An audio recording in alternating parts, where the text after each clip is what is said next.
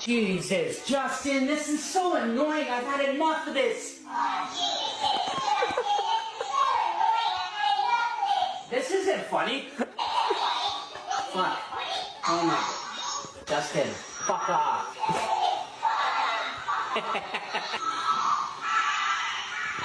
Oh my God. How am I supposed to watch the game with you guys watching me?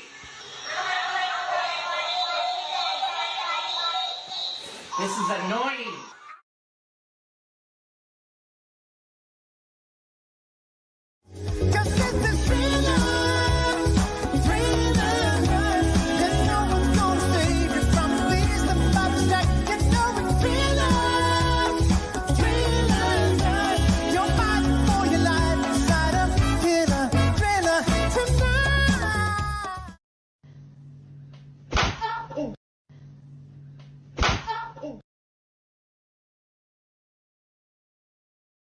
Dashing through the snow, 'cause Santa's gonna blow.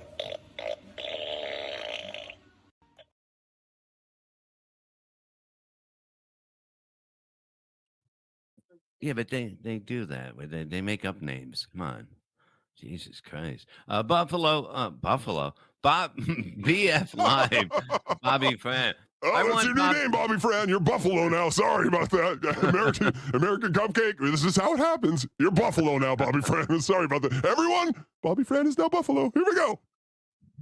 I want Bob to eat a fillet of fish with Perry on New Year's. Well, we got to see what's happening because we wanted everyone to go to New Year's. So we're going to say we might have to just do a big show out there or something like that to get everyone. It's a crazy time of the year to be flying and shit. So let's figure it. We'll figure it out. We'll figure it out. And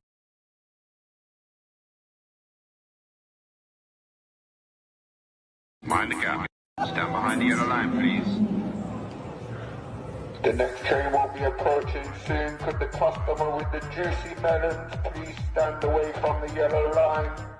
That's the customer with the juicy melons.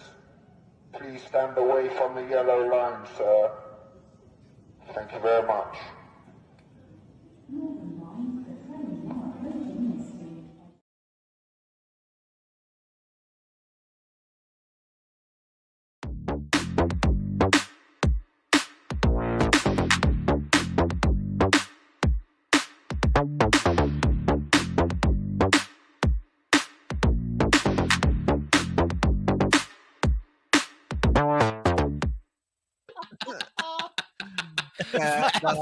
Little shirt.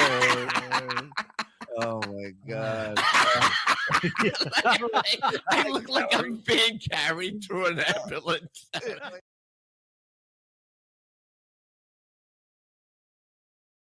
Can we just go through these misspelled labels real quick? Cheam creams? Ketchup? Shisha nugget? Nugmet? Good old chicken nut guts. Biscuits and gravy. Scrambled eggs and jelly ass. Marsh potato. Hand soup. Skin milk. Ugh. Cruise papers.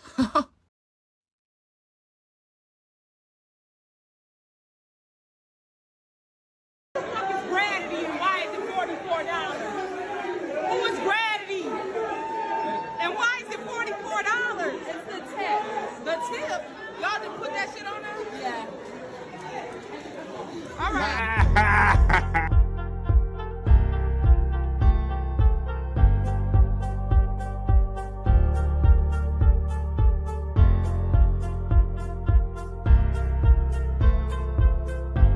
We're doing it.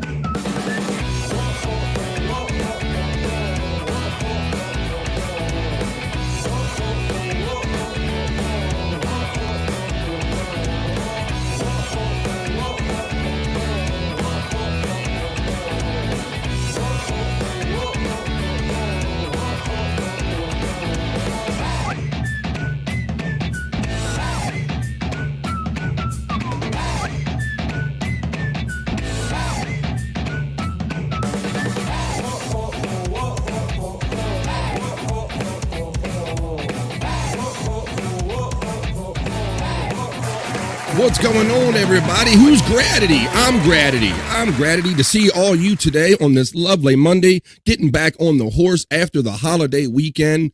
BF Live 27, good afternoon. How is everyone?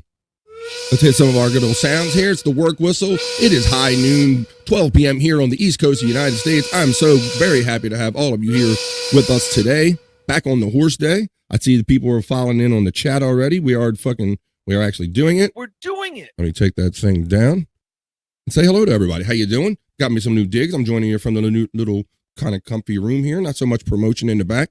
Just kind of chilling with you today. Happy to see everybody here today. Happy to be here today. Like I said, to start off, we're going to start off the campaign to Christmas now. Hopefully you all survived your Thanksgiving holiday trips and everything. If you're about to have some lunch and you're breaking out the stuffing and the turkey and the leftovers, well, turn on BF Live and join us. If you had enough of the Stuttering John stuff, we got Vince the lawyer over there. Have him cease and desist because 12 o'clock Mondays is BF Live time. So if you had enough of the Stuttering John stuff, tell the people where the fun really is over here at BF Live. And starting with the fun, let's bring some of our people in. And we're going to do the ladies first thing. That's your little warning to come in. I'm glad she joins us whenever she can. And I'm glad to have her here this week. Let's say hello to Stormy, everyone. Hello. Hello. Hello, Stormy. How you doing today? Good. How are you? Well, I just spilled something on me right before the show started. So, well, you know, Dave's not a big fan of you wearing shirts anyway. So that kind of fits it. Kind of fits what we do here. So how's it going? We just had the long holiday weekend, I guess. You know, like most people had the 4 days off and had to do things with family. How did you do? Did you do anything for Thanksgiving, get together and all that? No, we've been sick the whole all through Thanksgiving.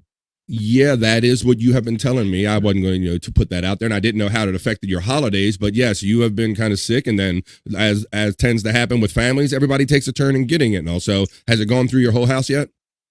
It's pretty well went through everybody, and the people that have it are on the outside of the worst of it right now. So nice. I'm glad you're coming down the home stretch of that. Yeah, you got to figure out the level of sickness in everybody, and if that one person's still sick, you got to kind of keep them away or try to. It's a little hard with family when everybody coming and going, having busy lives. You don't realize who's getting who's sick. It happens so fast. Yep, that's for sure. It's very good. It's not fun. Well, I'm glad to have you here today joining us. We're going to have some fun today. We're not doing none of the Stuttering John stuff that's going on the other shows. If everybody wants a little break from that, you come here and enjoy some BF Live, right? Yeah, good. I'm tired of Stuttering John. Yeah, we're all a little dragged out with that. Well, let's bring in somebody you know because he is your daddy. Let's bring in our boy Scott Fitzpatrick. Come on in here, Scott. Here we go. Click the button. There you go. What's going on, buddy? I woke up this morning and I feel a little sick. Oh no! And why do you feel now? Now, were you up late last night? I know I saw some of my friends here on with our friend Wendy Pack last night. Wendy is she is the quintessential night owl. You can find her on like all hours after midnight. You are likely to find Wendy on doing a live show. Were you up with that, or how you feeling bad? What's going on, bro? No, I went to bed a little early. I guess I think I'm getting ready to start my journey through this sickness. Oh, okay. All right. Now, even though, because you're related, but you don't live in the same houses. So, but how did you end up catching it? Were you around some family or just something going around your whole area? I just was feeling a little stuffy and everything yesterday, and then I woke up this morning and I'm nauseous. I got some anti-nausea medicine though has arrived, so. Oh, that works. Yeah, that's the best. Wedding mints. I like that. That's the best kind of anti-nausea medicine. That's one of my many favorite things about it. Well, we got one more friend backstage. He took a long trip, but he's always happy to be here with us, and we're always happy to have him with us. It's Bobby Nick Havens. Hello, everybody. You know, all of a sudden I have a hankering for chicken McNut guts. McNut guts, that's right, yeah. I have gratitude for those chicken McNut guts. Thank you. You always take something away from the BF Live opener. I just kind of do that to start the show and get people in here. If you're taking your last minute getting your last smoke in or getting your beverage ready, you watch a couple of videos and have some fun. But you like those nut guts, huh? The nut guts sound good. Sound tasty. Chicken nut guts. So how you doing? How you doing, man? Not too bad. Not shabby. I know you're not. You don't have no Thanksgiving hangover because as we discussed, you already have your Thanksgiving like early in the month, right? Right. Yeah. I'm in October. You know. Damn. And you way early. Yeah, we have fun. I mean, or are you late? Me and Bobby Nick spent our Thanksgivings together. Yeah, we did. Yeah, weren't you guys on air? during Thanksgiving, We or were on it. I think we did like a 7-hour show that day. Yeah. Yeah. Started early because Andrew had off. So, yeah, Andrew said, "Hey, let's start early." So I'm like, "Okay." Well, that's cool, man. Well, I mean, we're here if you got like a case of the Mondays, which we don't really do here. We don't. Uh-oh. Sounds like somebody's got a case of the Mondays. No, we don't do that here. We're going to start off the week. We're going to forget that we just had that long weekend. We're going to, if you got your leftovers or whatever you're going to have for lunch, you finish up your last bit of turkey, and we're going to be moving on to Christmas and moving on to having fun and doing some other stuff. I see there's some chat family checking in, but yeah, we did a kind of a pop-up episode of Sports Heads yesterday. So I got to see Bobby, Nick, and Scott yesterday. That was fun. Yeah, it was fun. Yeah, we couldn't make the Friday episode. Last Friday I had a family issue. This Friday Andrew had a family issue and he couldn't make it. So we kind of did a pop-up show on Sunday. Yeah, so that was a little bit of fun seeing you guys. Yeah, it was good catching up. Finally. Watching Andrew struggle trying to make a schedule to fit in family, the podcast, it was a struggle for him, man. And as soon as a podcast gets in the way, he's gonna scratch anybody else off the list. Yeah. I heard you guys having to convince him to take off just to hang out with his family who was coming to visit. Yeah, it was crazy because he was ready to say, "Hey, we're just gonna keep podcasting," and we had to be like, "No, we're not." You know. They came all the way from Nebraska. They were coming through, right? Something like that. Yeah. Oh my God. I didn't even know that Andrew had family from Nebraska until this kind of all come up on Friday. Right. Well, we don't talk about his family too much, but yeah, I think priorities, man, family first, especially with how much he gets to see his family. And how much he complains about not getting to. And exactly, and he's ready to stay on a podcast while they're there. Yeah. Well, that's what he doesn't realize. He's so locked into doing podcasting. That's life to him. So he doesn't want to take time away from his life to do regular stuff to his actual life. Yeah. Yeah. But yeah, it's kind of like, if you have something like that, cut your iPad off, cut your TV off, get off the podcast, pay attention to your family. Cause it's a big doesn't weekend get it for very him. much. Yeah. It's a big weekend for him. He almost got married. I mean, yeah. Yeah, him and Shayna's love affair kind of hit a different level this weekend, didn't it? Yeah, on Saturday. I saw relationship statuses coming up on Facebook. Yeah, Shayna is in a relationship with Andrew and all this stuff. Yeah, right on the show. It was like, boom. He asked her out, and she said yes. She finally said yes. I don't know. Maybe it's just me, but I always kind of saw them as kind of a loose-knit couple because they're kind of so familiar with each other. They kind of act like husband and wife the way they talk to each other. They're so... The way they fight. The way they fight, the way they talk to each other. So I don't know. I guess... Become a soap opera. It is. Well, it's so weird now because, Scott's right. It is kind of a soap opera. But, now Andrew has all these... lovey-dovey words for her, and it's getting kind of. Hi, baby girl, sweetheart, I love you. Yeah, and she's doing that back to him as well. So yeah, and we all gotta sit. You gotta sit there. You gotta sit there and witness it, right? Yeah. Like no public displays of affection on podcasts. Like, right, we have to put them in a private room. But that'd be the funny thing. If you put them two on screen together, they probably wouldn't say all that stuff. They go, hey, what's up? How you doing? I don't know. How you doing? What's up? I don't know. I think they would. Yeah. I think they would go out. Right now, yeah, I think they would. But the one thing is though, last night Andrew's iPad home screen popped up. And it was a girl. Home screen? Sure it wasn't with it under it? Yeah, no, it was a girl that he's had on there for a long time. And we're like, maybe you should remove that, now that you're with Shayna. Well, chatters were seeing it. They're like, look at his home screen. I mean, yeah. Man, we had to convince him. We had to literally convince him. He's like, she's my friend. I'm like, well, okay, how do you know her? OnlyFans, it's like, okay. Yeah, every guy's her friend. Yeah. Exactly. I'd be curious to see if we have, and you're never going to break Andrew's porn habit. I hope Shayna doesn't make him choose between all his porn and her because she's going to lose that fight, I think. Because Andrew has so many friends. I don't know if he'll, give up everything, but I think he'll compromise for sure because I hope so. he changed his background, but yeah, I did have to kind of Yeah. remove We him had- from the we had- stream. Yeah, we had to do some work. We had to do some work on that one. So yeah. Yeah. You never know what you're going to see with Andrew and no filter, boy. That's funny. Yep. That's true. All right. 100%. Especially this past weekend. And I don't know if you seen the other breaking news on I can't no hide my filter. face. I can't. My facial expressions. I can't do it. Oh my gosh. But Oh my god. Scott, kind of asked. Well, we've been suspecting for a while now that Paula, Shayna's, big sister, was trans, and Scott. She likes buses and cars. What do you mean trans?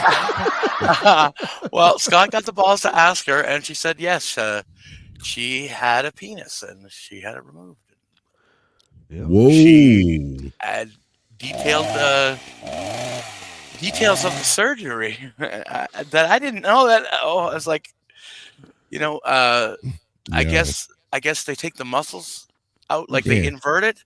They do some macrame down there or something. Yeah, they take them, but they take the muscles out so they don't have an inverted boner by accident. Nice. Oh yeah. You have an inverted boner vagina. Whoa, I thought it was very very educational. Make you squirm. Sounds like a bunch of information no one asked for there, Bobby Nick. TMI? Maybe a little bit TMI. But we were asking her questions the day before when she did come up, because this was on yesterday's show. But yeah, so I guess she felt comfortable enough yesterday to volunteer that information, and I don't think it was asked. It might have been. I'm not sure.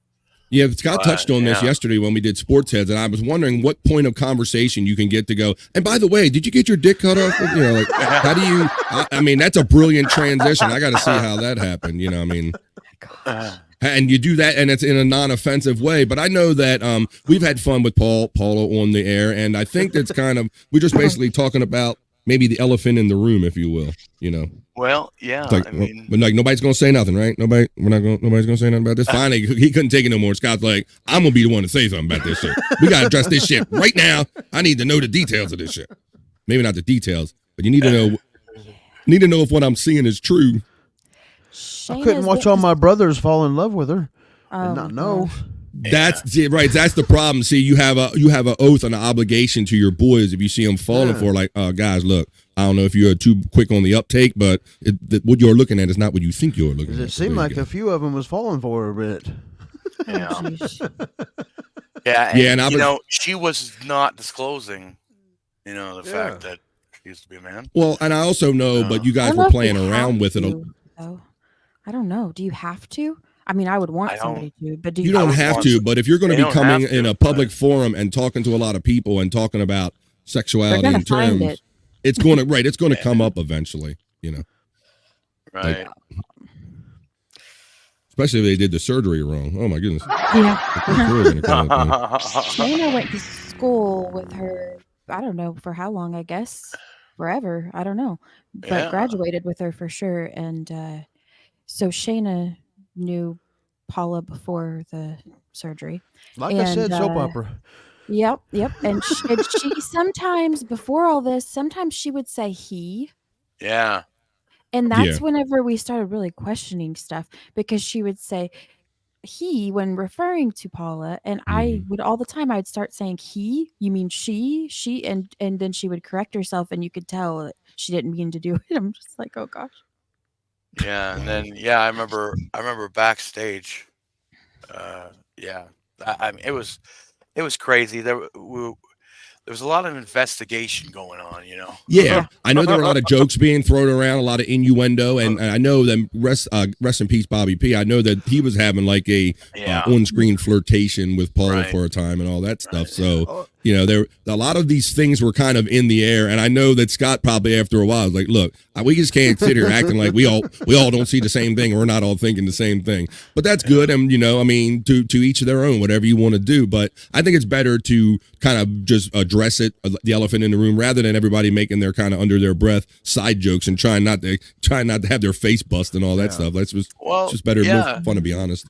You know, it don't have to be the first thing you say, but when you start hitting on everybody, maybe. Yeah, you might want to disclose that. Put a little thing up on the screen. Let them know. Yeah, and I'm glad it's out there now. It's actually a relief because she took it well. She used the bathroom. Yeah, she did. She did. Oh my gosh, she almost showed her stuff by accident. Yeah, I think we've seen. I know, but yeah, I mean, I think it's better. I think it's definitely better this way because now everybody knows, you know, and we know 100% for sure. I mean, we were pretty damn sure though. Yeah, she seems to be able to take a joke. We were sure. Yeah. we were all pretty sure. We were sure. We just needed confirmation. Everybody was looking at each other, going, "Right." Well, No, I mean, cool. I told her yesterday. You know, in our investigation, we did find a picture of her. Investigation. Our investigation. What a scary investigation service. I mean, it literally was like The an No Filter investigation. investigative company. Seriously. But yeah, we did find a picture of her and Shayna together, and she was Paul. Wow. At that time. So, and Paul used to be married to a woman. Yeah, I mean, she sent us pictures of, her with. Oh my gosh, I can't believe this is going on. Oh my gosh. Maybe we can. It's real, Stormy. It's a soap real. opera, man. It's a soap It's opera. surreal, but it's actually real. My penis is still real to me. Damn it, it's still real to me. And then Wendy shit her pants and stopped in to tell us. That's true. Yeah, she started in the chat. I just shit myself. I have to change my diaper. Well, you guys, you might noticed that Bobby Nick was on Wendy last night, and you know that Wendy seems awfully sweet on Bobby Nick, doesn't she, Stormy? Yeah, buddy. Yeah.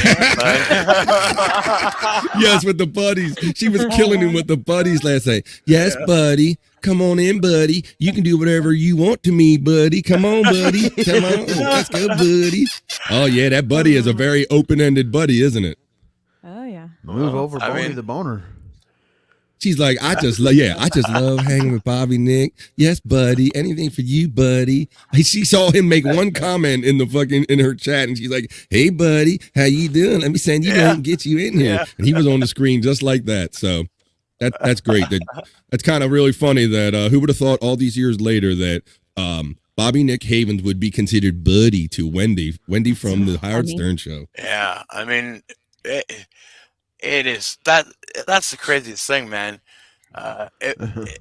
20 years ago, if you'd have told me that I was gonna know that I'd be podcasting for one thing, that you'd be buddy, that I'd be buddy to Wendy Pack, you know, I would have been like, you're fucking. But if you're out there on YouTube, go to the Wendy Pack and go ahead, like, share, and subscribe to that, please. She's always on like after midnight or later. She is the quintessential night owl. Yeah. And go help her out, and if you can, donate something to her many food drives. She has many personal food drives. I heard her last night. I'm trying to raise money for my food because my mom, she needs help, and that's kind of been her rap for many years. Yeah, Paula said something about groceries, and then that was it. Groceries in the trunk. Wendy was ready to get some groceries from somebody. Yeah. She needs groceries. Yeah. Wendy's always locked in on the groceries. That's wild. Well, you can hear all that kind of fun. If you're kind of not really in tune to all the no filter stuff, Paul or Paula is a friend who kind of touches, friend of Shayna's, and she checks in every now and then. And you know, we all have different lives and different lifestyles, and we've noticed some things, and they've been addressed. So if you ever want to just hang out with No Filter with Andrew, go ahead and go hit No Filter with Andrew and Friends. Like, share, and subscribe to that. All right, well, I think we have a pile of comments stacking up, so I think it's time to get into our first feature of the show. And let's see what everybody's up to, if I can find my elements, with the chat family check-in with new and improved intro. Let's go. Talk amongst yourselves.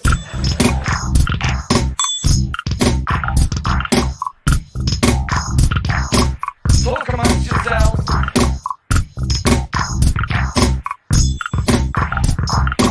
Talk amongst yourselves. That's right. It's the chat family check-in.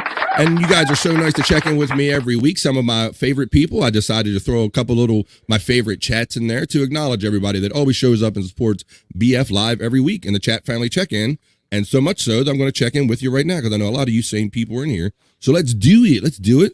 There's the bots run. You don't need that. That's a generic one. There's the bot running that tells you that my PayPal donate and comment link is pinned and available if you'd like to partake in that. Jake's suck the bloody poo finger. Wait a minute. He's checking in. By the way. There's my by the way. There it is. What's up, guys? What's up, guys? Yeah, I see that Jake is kind of working his way back into our good graces, I think. I don't know. I haven't podcasted with Jake since the last upheaval with him, but I know Bobby Nick has. Yeah, I mean, he seemed to come around for everybody, but you, BF. But me, wait a minute. No. Well, whatever. I haven't really. I messaged Jake a couple weeks ago after he came in and shat upon my chat. Ooh, I made a rhyme. He shat on my chat. I told him today. You know, what did you expect? You I don't came think in he's there. really come around to me either. He was asking Well, BYB maybe to not. ban me. Wait a minute. Yeah, I don't know, but yeah. Well, tried it's to funny, ask you him Stormy, what you because I did, think too. you and I have a similar way of dealing with Jake in a kind of Yep. more direct way. So I'm not too surprised that maybe you and I are the last two that he will make up with. Yeah. Well, I expect an apology. I didn't do anything. And you Yeah. said you called me names. You said fuck you, and you blocked me. Well, there you Not go. fair. And I agree, Stormy, that if you feel that way, then Jake should be acknowledge that and apologize to you if that's what you require. Now, to me, I know that Jake goes off.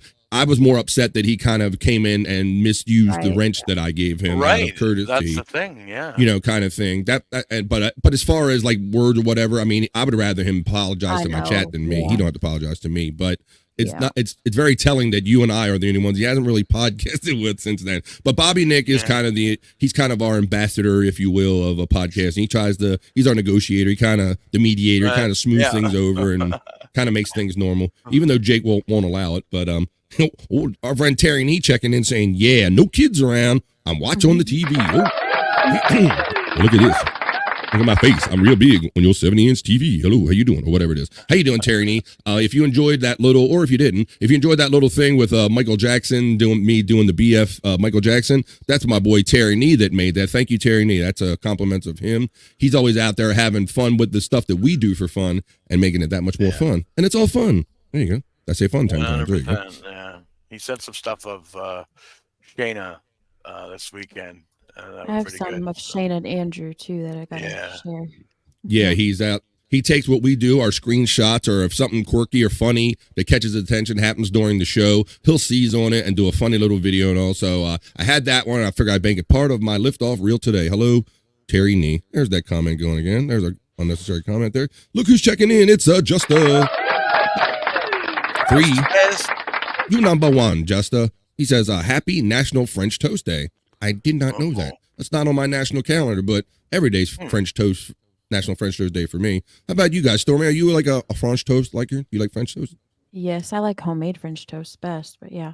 Yes, that's what we do too. Like I always prefer mine over anybody's I go get because sometimes it's doesn't have enough egg, doesn't have enough vanilla, doesn't have enough of this or that. So are you big putting like vanilla in there? You like a little vanilla syrup, like a little sweet? Yep. Yes. I like little egg, a little milk, a little vanilla syrup, right? Little powdered sugar.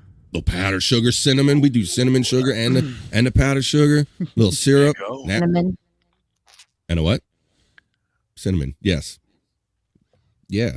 I didn't know about. We're going to check our national calendar and see if we have National French Toast Day. I didn't notice it, but I'd say any day is a good day for French toast. Hello, Justa. Hope you're enjoying that. What's up, Scott Fitzpatrick? He's checking in. He's saying, "What's up?" It's the lovely Sunday Jenna. Sunday Jenna checking in. There you go. Happy Monday. How you doing, Jenna? What's going on? Terry Nee is laughing. The BF Michael Jackson. Yes, BF the Buffalo. He. That's right. We got Buffalo do drink a lot of water. Wait a minute, Brian Kowalczyk. I resemble that remark. Now they're calling me the water buffalo on replayables. Can you believe this abuse I take? I'm buying Tito's half gallon at a time, and I guess I don't drink it fast enough or don't have enough color in it. These guys, they accuse me of being a sipper and a water buffalo and a non-drinker. like I do the show and I'll get off the air and I'll go, man, I'm wasted. And Chris Abels goes, really? And I'm like, yeah, really, motherfuckers. I'm like, just because you think I'm drinking water doesn't mean I am drinking water. He actually, they buy into it and they can't believe that I'm actually drunk by the end of the show. So that's kind of funny. I don't know how you guys do that every Friday and every Wednesday too. Is it Wednesday? Wednesday and Fridays, thank you. Yeah. Yes, we do replayables. I'll do a shameless plug since you gave me a segue. Yeah, on Wednesdays on Shuli Network 2, we get together and we drink for midweek freaks if you can't wait till Friday. And we do the same thing. We watch funny videos and drink and have a lot of fun on Fridays at 9 o'clock East on the Shuli Network 2 also. Did you see we had the return of Woody from Syracuse on last week? Yes. Yep. He's famous, the condiment drinker, right? Yeah. Mm. And I cautioned against this. I'm like, Chris, we really don't need him drinking those condiments and being all crazy. We don't want him doing that, but we have no control over Woody. If you watch the show, like Woody just gets into it. Like he was already like past his drinks and already heading towards condiments before we even got halfway through the show. So that's a little hard to control. Doing it. We are doing it, Jenna. There we go. We're doing it. We are doing it and we're doing it well. Let's see. Uncle Jack, what's up, Uncle Jack? I'm team neutral. I'm Switzerland. I'm not going to say I'm team Dozer. I'm not going to say I'm team Long Dog Perry Levy. I'm Switzerland, bro. How you doing, Uncle Jack? Hope you're having a good Monday back. Let's see. Hey, Stormy from Sunday Jenna. Hello. Terry Nee is checking in with Stormy. Glad to see Terry Nee in here. He says, "Damn germ rugrats." Yep, that's what they do. Little germ factories. And Stormy, I would start dreading when after the summer was over and school was about to start up again. I would dread it because I'm like, my kids have been healthy all summer. None of us have got sick, but I send them kids back to school and within the first week, they're bringing some shit home from me every year. Yes, it never fails. It never fails. No matter, I'm like, wait a minute. I'd start tracking. I'm like, I always send my kids to school healthy, and they come home sick. So who are these sick ass kids out there that is infecting the rest of the world? That shit used to make me mad every time. Yeah, it gets under my skin too. It's frustrating because then if you have more than one kid too, it's like instead of like 1 week, it takes 2 or 3 weeks to get everything over with and out of their system and back. And it's awful. Yeah, because you told me you were sick. I think your kid was sick, and then you were sick, and then your husband and your other kid got sick after you. So you had it all. You had to get the flow through there. So that's the worst thing. It's like it's bad enough managing your own sickness and what you have to do, but then when you have to coordinate with your family to be sick and all the things that you can and can't do because of it, it's a big old pain in the ass. So wash your kids, man. Don't send your kids to school dirty with diseases and shit. What the hell's wrong? Yeah, and being sick, trying to take care of your kids that are sick is not fun. Yeah, because you're supposed to be the one helping and you need some help and you're supposed to have the compassion. And I know if you're like me, being sick gives me like that short fuse to where I don't deal with nobody. Just let me be sick by myself. And I sure don't have the strength or the capacity to be compassionate. So that's just another reason that mothers are amazing and do what you can. What's up? There's my other links running. If you like Venmo, I'd appreciate that. What's it says? Is she hot? Wait a minute. I think we're talking about Paula there. I don't know if Uncle Jack has seen Paula. Good question. Good question for the room there, Scott and Bobby Nick. Come on, man. Is she hot? Would you is the question. If you like a little 5 o'clock shadow and a J Little chin. I'm just gonna be you know what? I'm just gonna be totally honest and say no. I'm hot for you. No. And she laughs kind of like a Herman Munster. Lily.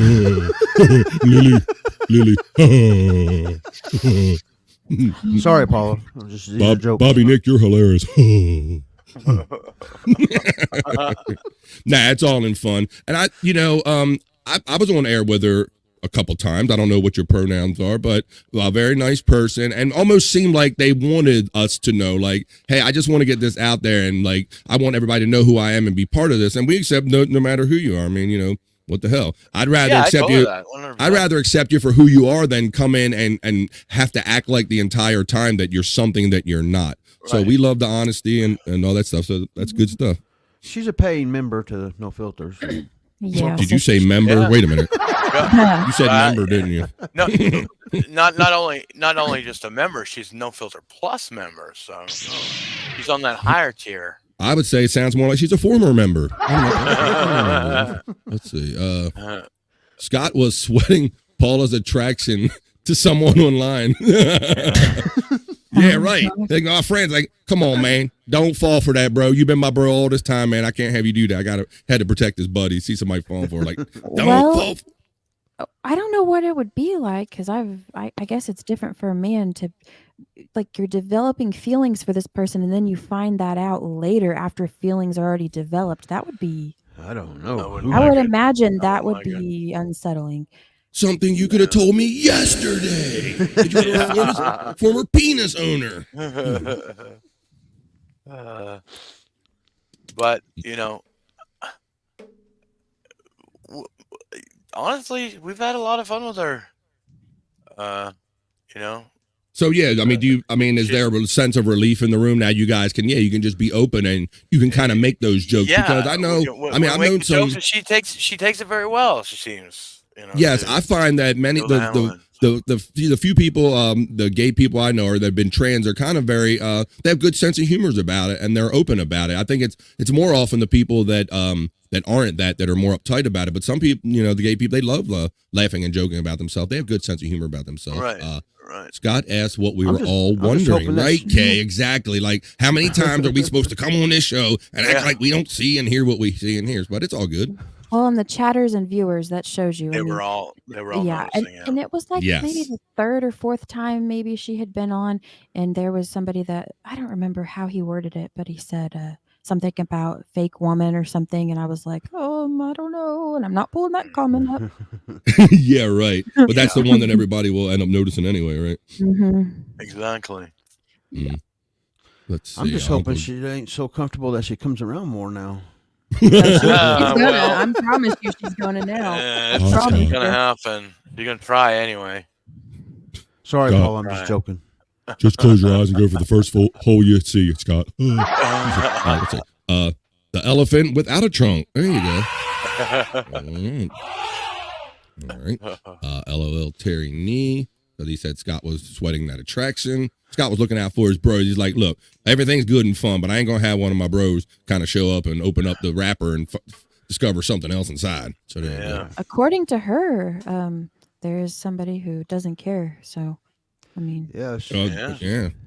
I'm going to make fun of him later. I'm going to make fun of him. I told y'all a hole was a hole, Stormy. Yeah, denial's a hell of a drug, man. I mean, yeah. And then you hear those relationships, Stormy, like you talked about when is the proper time to tell. But sometimes you've heard those stories where they're like, I waited for 3 months to tell him to see if he loved me. And he still loves me. It's like, yeah. Well, these people just started talking, like, just met each other in the past couple weeks. I don't understand. I don't get it. What about I don't understand internet relationships, so I don't get that. What about the whole Jim Norton thing? Jim Norton was posting those pictures of a questionable lady man person that she's supposedly he's allegedly married to, right?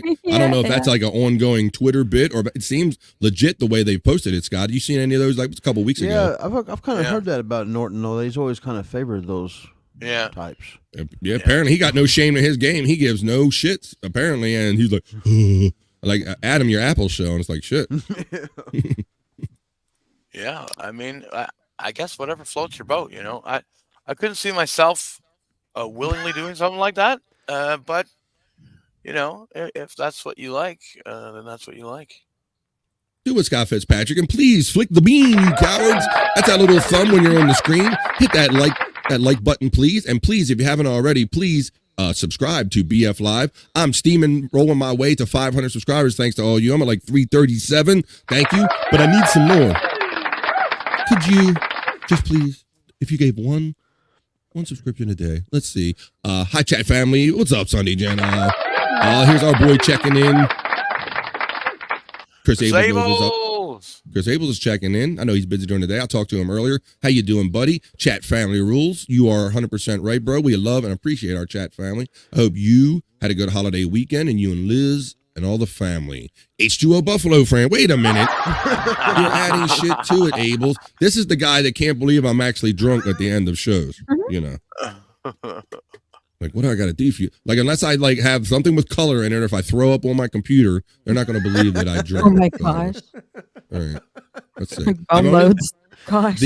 The official the official stance for me throwing up is I've only Replayables has only caused me to throw up one time, and that was after the show. One couple weeks ago, we did a show, and I was feeling good, and I'm going to eat these leftover chicken wings I got right here. You know, and then about a half hour later, those chicken wings were like, Bob, we're back. So that's really the only time that's happened. I thought I could settle myself. Like, I got this under control. Ate these chicken wings. I'll be in good shape, but no. So I don't know if it'll ever happen on camera or not, but tune in to see on Wednesdays at 8 and Fridays at 9 p.m. East. What's up? Sunday Jenna is shouting out Abel's. Scott Fitzpatrick is also shouting out Abel's. Chris giving the love back. He's saying, Scott, right here. Scott! There you go. Oh, please hit the like, thumbs up, subscribe to this channel. BF, that's right. Thank you, bot. Do your work. Terry Nee, Stormy, spray doorknobs, use paper towels in the bathroom to dry hands, never hand cloth towels.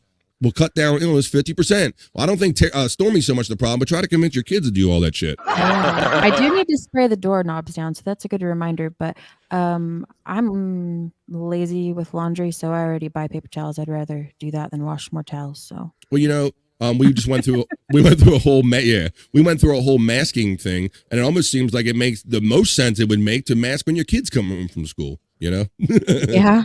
Like if you did a mask any time in your life, that would be a time where you know a mask might actually help you. But I digest. Paula's an enjoyable person. You're right, Terry Nee. She is. You're right. She's a big personality though. Like you have to either you like her or you don't. That's just how it is. Right. Yep. And you know, the thing, the probably I'd say the worst thing about her is the fact that when she's actually over at Shayna's, she's very so loud loud in the background. Yes. Gives me a headache. So yeah, that's the biggest problem. She's better when she's on the show when she's not at Shayna's place. It makes sense, because then we first introduced her because we overheard her in the background, and we go, Shayna, tell those people you're doing a podcast and shut up. Yeah. You know, we did it kind of as a joke, and then she was like, oh, hi, how you doing, guys? How's it going? You know, like over her shoulder. That's kind of how we met Paula, right? Yeah. Yep. Hi, guys. How's it going? I'm Shayna's sister. Let's say Paula is an enjoyable person. Good sense of humor. Let's say Jerry. Right, because that was another thing, because she kept going, my sister. She kept calling her sister, right? Yeah. When we first got to know her? Yeah.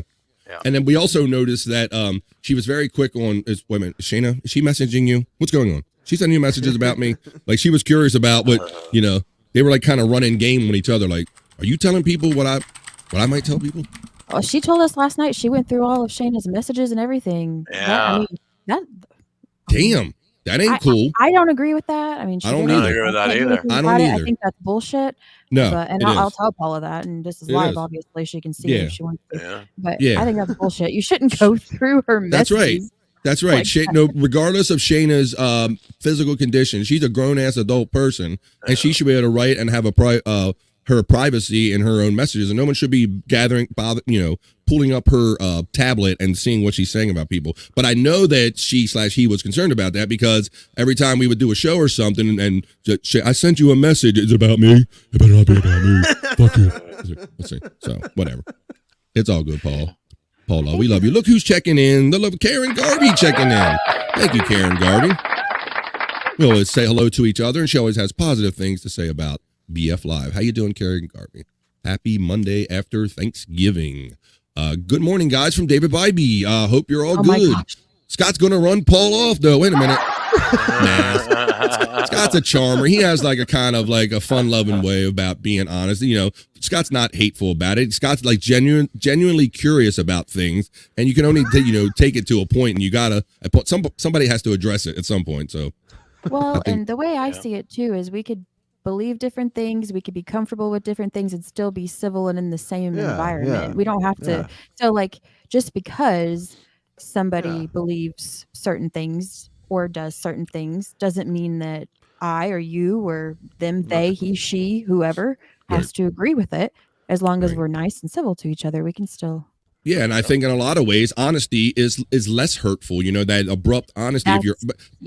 That's less hurtful than all of the picking and the curious jokes and people kind of taking it in whole other directions too. Right. Yeah. So, especially if you're flirting with people and leading them on and stuff. It's crazy. Right. You might have to put like a little, like if she wouldn't have told, somebody might have had to say something, had to put a little disclaimer up. Gosh, poor Bobby P. Damn it. Wait a minute. He didn't ever find out. It's okay. She He said probably she wasn't sent him even nude- cared. She says she sent him nudes, but he didn't get to open them. Yeah. His mom probably His saw him. mom probably opened them. Yeah. Because Oh man! Say- Oh fuck! I messaged Oh him. damn. Yeah, I messaged him. I messaged him like 2 days. It was just after he got sick. I told him, you know, I need you to hang in there, bro. You know, and Or delete your web history quick. She responded. She responded. So Yeah, it was she like, should do his messages and Twitter too. Like in Twitter groups, it shows where they've looked at the messages. So yeah. She's seen them, no matter if it's marked unread or not. She probably went back and marked it unread if it was sent on Facebook. Uh-huh. Well, no. We wish everyone who's been left behind by them well in coping with his passing. Go ahead. I think about that in case I die one day. What I'm going to be left behind? What people's going to find? That last opinion of me. I think about that shit. I'm gonna get barrels of cell phones from you. I've never owned a porn collection or nothing because I didn't want people to find this shit. That's a good one, Scott, because they're right between like smoking weed, some of the illicit things you do, or some of the vice things you do, like the porn and the weed. Is like you sometimes you have like a certain stash of thing. You're like, now wait a minute. Now, what if I wasn't here tomorrow? Who the hell is going to be the one that comes upon this? And I experienced some of that when my brother-in-law passed. He had his car, and we had to go through his trunk. And, we ended up finding his collection. He didn't keep it at home. Let's just say that. So it's, you discover some things you may or may not want to know after some of your loved ones pass, and you have to go through their personal belongings. So, yeah, Scott, that is a good question. Like, we should all think, like, look around at your personal belongings and going, man, what the hell is somebody going to think of this if they find this sumbitch? Yeah. Oh, jeez. That is something I think a lot of guys have thought of. Like, who's going to come across this? I don't ever think about that, but now I guess that is. Well, because you get older and you start collecting things, and you have some of these kind of like odd things, like you might have a weed pipe, or somebody have a dildo or something. Not me, I don't have no dildo. I'm just saying, some people might have that. Right? If somebody died, no matter who you are, if you have like sex toys or whatever stuff like, and then you think about it, like, man, if I'm not here anymore, somebody's going to discover this. And then you kind of narrow it down, like, who's going to be the poor son of a bitch that has to find this and do something with it? You might have carved a penis out of wood just to be funny one day, but then someone finds it and thinks you've been carving dildos. To be funny. I did it to be funny. I wanted to see how anatomically correct I could. You're whittling penises over there. Yeah. To my family, I leave my whittled penis collection to all of you. There you go. Oh shit. Yeah. So no splinters. But then after you're gone, you obviously don't give a shit because you're not there to have to suffer any of the repercussions. But you do wonder what kind of mental legacy you're gonna scar the family member that discovers all your shit or has to liquidate your estate, if you will. Yeah. Things of this nature. You understand? Well, Shayna needs to be protected from troll ass people. There you go. That's right. Well, I'm pretty sure the No Filter family will protect her. Likewise, Wendy. That's right. And I think that's why Bobby is buddy, because Wendy is very perceptive about who are the good people and who are the bad people. And I think she's so happy to have somebody that is just shows up and is legitimate and is sincere, and they're not there to have ulterior motives and to get her linked and to do other shit with it. I really think that is a novelty. And I think Bobby is a nice person. He's good to sit and talk to. That's why we have him here every week. And I think that Wendy is really enjoying that, Bobby. And you're like a nice, kind of safe person to talk to. Yeah, I mean, I don't get crazy on her show. I never would. You know what I mean? Right. So yeah, and it's just fun to be. It's just fun to like. She has a crew of people over there. So it's fun to meet new people too. So. And I know that our friend Hackride is a great friend of hers too, buddy. And I know there's some weird stuff that's happening. I really don't know the ins and outs of it. Was that story? Buddy, that's funny. Buddy, that's right. Hey, buddy. Shayna's watching. Hi, Shayna. Shayna, what's up? Hey, girl. We're representing. But I know that Hackride was in the chat last night, and he's a great podcast friend of ours. He's become a great friend of ours, I'd have to say. And but I'm curious as to why there was a shift and they end up doing Out of the Coffin on the Shuley Network last night. I don't know if he's got there's timing issues or what's going on with any of that. Well, unfortunately, I seen in the chat yesterday that he said that Bob took a better deal, and he's no longer. There was a mutual, separation there. So, I mean, I guess these guys always not talk. a thing anymore. They always talk about these vague deals and all, and I don't know what the deal is or was. All we just know is that he returned. Go ahead, Stormy. Who took the separation? Hackride and him? Yeah. Yeah, apparently. This is what I know, Stormy. Hackride had been doing, he'd been helping Bob with Levy-verse and producing the Out of the Coffin shows. There had been a Out of the Coffin scheduled for last night, 9:00, Levy-verse. For whatever reason, it disappeared. That one disappeared, and he showed up back on the Shuley Network last night doing Out of the Coffin without Hackride or all the bells and whistles and all. And so everybody's kind of running with this and making up their own stories. Kevin is like, the Levy-verse is already done. He already went crawling back to Shuley. Like, everybody's characterizing it the way they perceive it. So I'm just trying to talk. I don't. Bob never left the Shuley Network. You know what I mean? I never left. I never left. So that's the thing. Like, I don't know where Kevin Brennan is even getting that from. He was just doing his own thing on the side. Well, yeah. Well, when you see a show scheduled and then he has all this momentum with Levy-verse, and all of a sudden it's like, okay, now I'm doing the show back on the Shuley Network. I really didn't know if there was anything truly behind it, or if maybe Hackride is a really talented, busy dude. So I didn't know if he needed some time, and maybe they were just going to run the show over there for a time. I really don't know all the ins and outs of it, but you're talking about that he was alluding to this deal, and I heard Bob say something about a deal, but I've heard him say something tongue-in-cheek about having deals many times as kind of like a way to maybe talk your way out of a situation or something. So I don't know. I can say that my perception from the outside looking in is Bob was just more of a simple show guy. Like, he didn't need all the bells and whistles and all that great talented animation. I mean, maybe Hackride was too much for the show. Story, were you about to say something? Yeah, something similar to what you were saying, actually, but I don't know. It's just so strange because it looked like everything was going good. Yeah, and that's why I'm confused too, and I don't want to feed into the speculation, and I don't want to just read, hey, please tell me all the ins and outs, and also I am trying to piece it together logically myself. Bobby Nick's comments have kind of helped a little bit, at least that Hackride is acknowledging the fact that there has been some type of agreement to separate or something, right? Yeah. Unfortunately, yeah, that's the case. But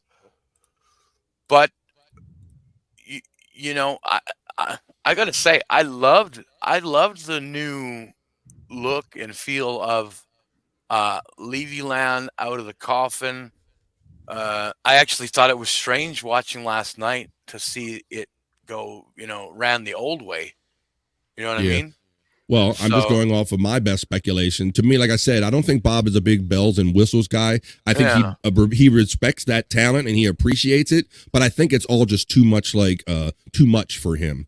And with all the and Hackride was doing a great thing. Like, he was trying to have a mid-show report and have a guy come in and kind of do a summary of the show. He was throwing all these elements at Bob that just in my perception of Bob, I don't know that he necessarily wanted or needed, because Bob is very simple. Bob is kind of Out of the Coffin is about turning the camera on and going. It isn't about bells and whistles and all that great stuff that Hackride does. I mean, he's talented and shit, but I don't think Bob feels he needs that. He just wants to go on and riff and have fun. So I don't understand why he wouldn't just say that to communicate that and tone it down then or something. That's what I don't understand. I don't know, but people in this world don't know how to fucking communicate. So that's right. You're right. And I heard right. And then you get all this rumor stuff, but I even saw people speculating that maybe Hackride thought he was going to have a bigger role on screen than he did, because Hackride would pipe in with the bony voice, and it was kind of fun and interesting. I liked when I hear him genuinely laughing off mic at something that Bob said. It was kind of added a little punch to the show, so I thought it was good. But maybe it's just that business is business, or maybe there's obviously things going on here that we probably don't know about and may never know about. But some great talented guys, and I don't think there's any animosity there, but it is kind of brief, abrupt, and sudden, Stormy. You said, it is. With everything going well, but strange. I hope that, it was strange. So Wendy Thanks for- said something on one of her live streams. She calls him Bob Lieberman, but I know.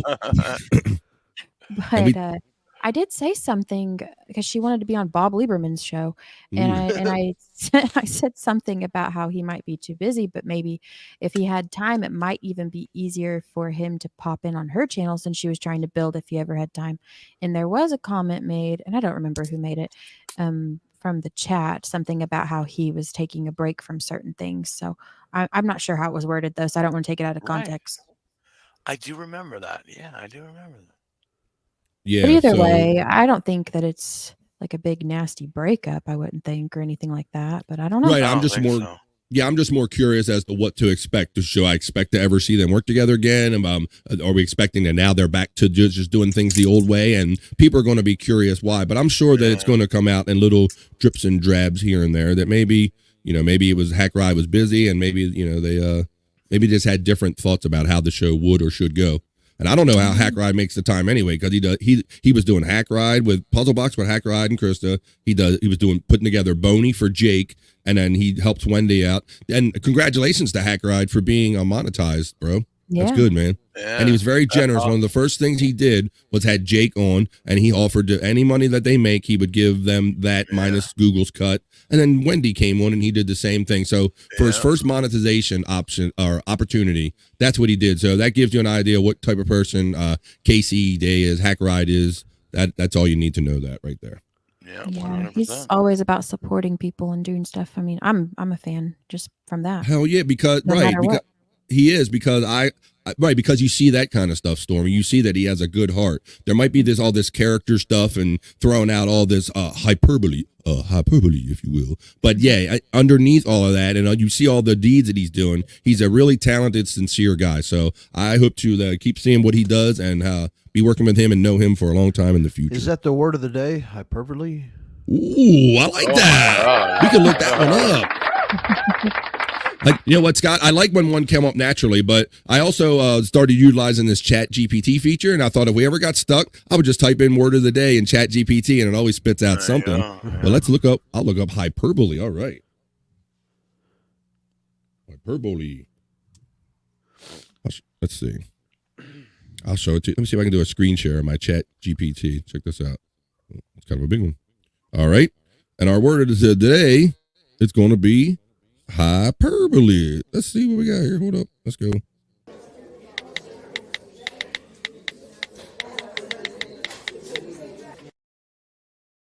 All right. Hyperbole.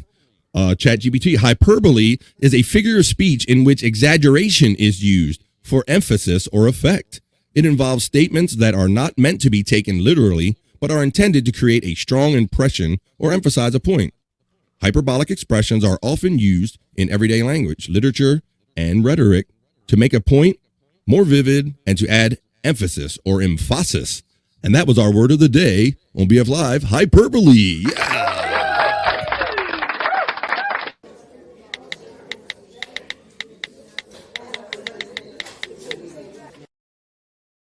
All right, so we got a new word today, don't we, Scott? Hyperbole. Right. I done forgot the context I used it, but it's a good word. Or some people say hyperbole. I shit my brains out. That would be hyperbole. There you go. Wasn't literal. Right. Hyperbole. That's a good example. Wow, that was a quick example. There you go. All right, let's get back in here. Likewise, Elmy. Let's see. Jerry says, "Ooh, my camera is crisp and clear." Well, how you doing, Jerry? What's up, man? It's my new fancy background and my new digs. That's what's up. I'm glad you can see me. I can see clearly now. Jerry is not gone. Terry Nee, Bobby Nick is Canadian. I don't hold that against him. Wait a minute. We try not to either until he brings up these weird ass holidays they have up there and everything, Terry. Yeah, I appreciate that, Terry Nee. Trying to convince us that Thanksgiving was last month and shit, bro. I mean, what am I supposed to do with that? But yeah, we don't hold it against him neither. Let's see. Son. What's up, son?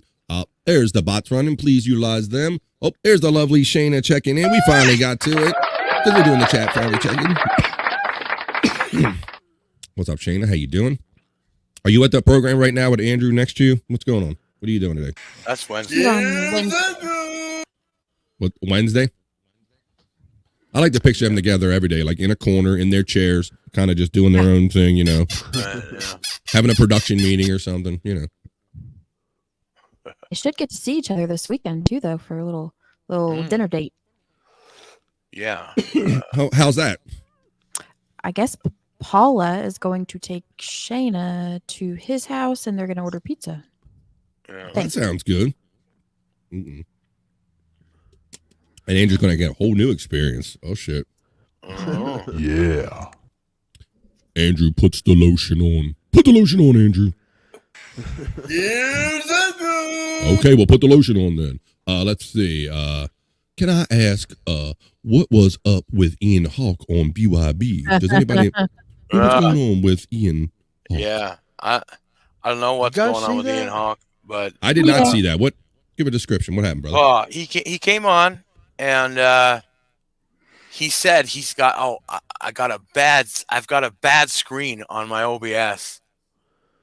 He kind of hinted that like I hope I don't pull it up accidentally or something. Yeah, like I'm about to be an asshole and pull up something I shouldn't pull up. And then a little while later, all of a sudden, fucking dong on the fucking screen. Ejaculating penis. Yeah, it's like, what the fuck, man? I don't know if it was done on purpose. I mean, who? How could he do that? And then he goes on to say that, I have that because I masturbate to it. I porn bomb karaoke channels. Any channel that throws the link out. So it's like, okay, I don't know. Come on, man. Pick up a pen, bro. Come on. Pick up a pen, bro. Is that all you got is going porn bombing people and shitting on people that actually have shows and produce shit? So I wonder if Jake was right all along. All his suspicions. Exactly. That's what made me think. Yeah. Oh, about who did what? Who bombed who? Mm-hmm. What's up, guys? Well, I mean, most of us know, Jake's other channel went down because of porn bombing. Yeah, it almost seems like that there's a trend of people that are jealous of people that achieve things, and they come in rather than build their own shit, and they try to shit on other people's shit. It's almost like it's a pattern with Wendy and Jake. It's like they feel like picking on like limited people, like it makes them like strong or better than somebody. It's like, whatever. Pick up a pen, bro. I don't know. That's that kind of messed up in my book, though. Yep. It's like a TV pilot. Sometimes they don't take off. Let's see. Look who's checking in. It's our good friend Carlos Danger. It's all part of his secret plan, Carlos, huh? Ray DeVito. I got you now, Levy, where I want you son of a bitch. What's up? Levyverse is now exclusive domain of Mr. Raymond DeVito. Whoa, boy, he's pretty much he's kind of disappeared off of the podcast radar. I know he's still doing things, but they don't seem to be catching the attention they used to.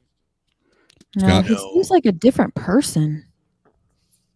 Yeah, in what ways do you see him different? His whole personality seems different to me. I don't know. Zach Kratom. Yeah, it's like his wardrobe's changed, his hairstyle, his haircut, his look.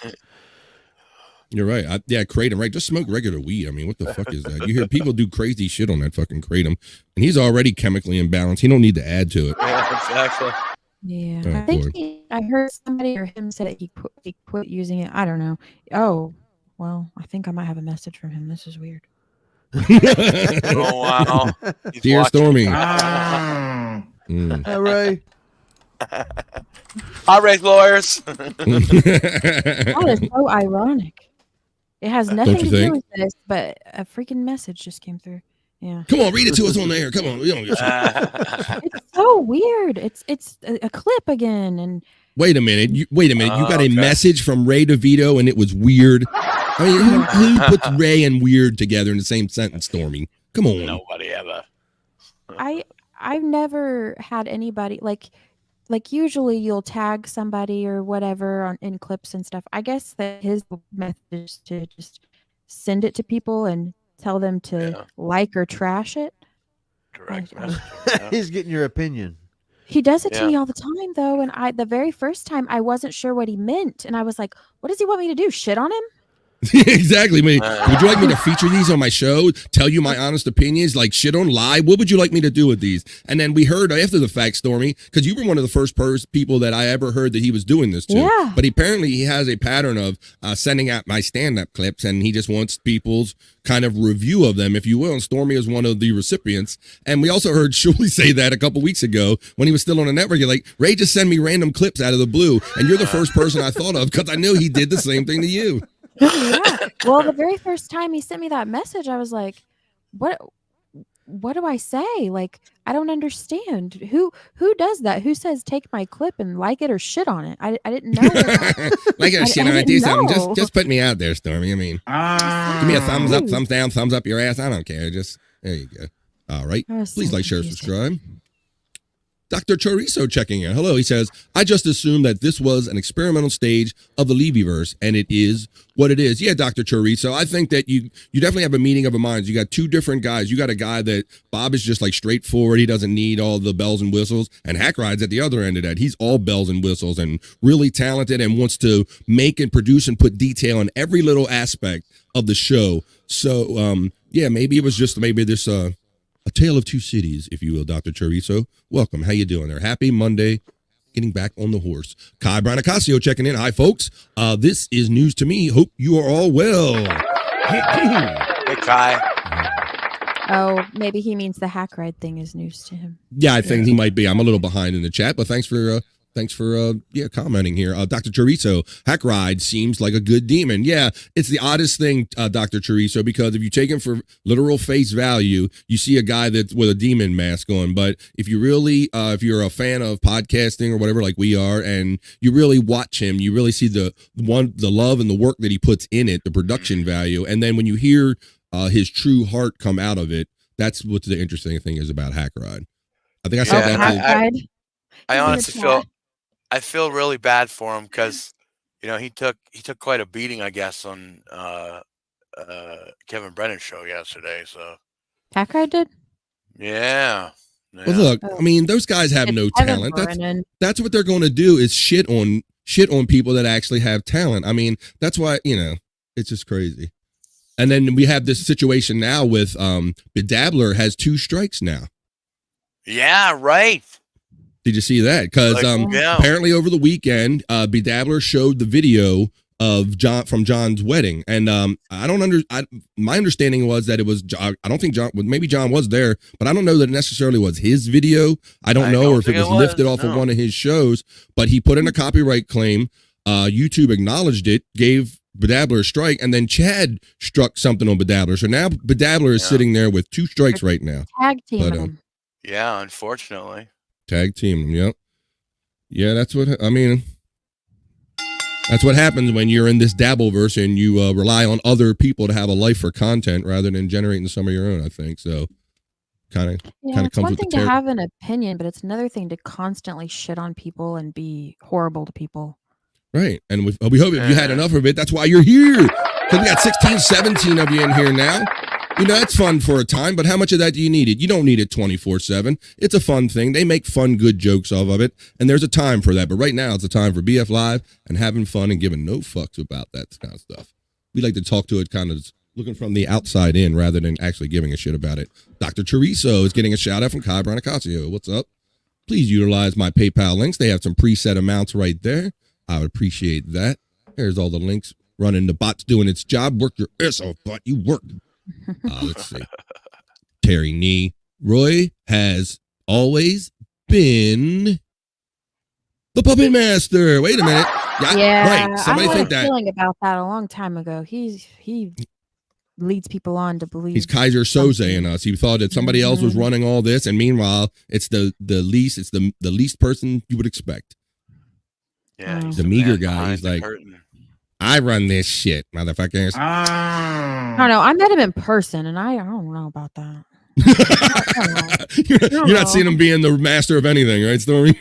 I don't know. He has trouble getting a suitcase to carry your shit in. He had trouble getting from his car to his club. Yeah, exactly. From getting his clothes in a place. He had Well, it's sleeping easier, arrangements. Stormy, though. It's easier And to a carry laundry basket. a laundry But- basket around. You know, We're- don't you know this?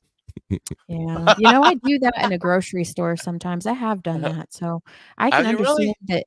Yeah, but it's different because I'm in it's like Aldi's you go to, they don't have bags. And if I Okay, have a yeah. You gotta laundry do basket, that. I grab it. Well, that What's makes the laundry sense. There's a logic. There's a reason to that Yeah. because, like you said, they're not big on carts and bags and everything. So you come up with a technique to do that. But yet, when you go on an airplane, they have a method. They have luggage. We have, they don't have basket. Handle your baskets. They have people that handle your luggage.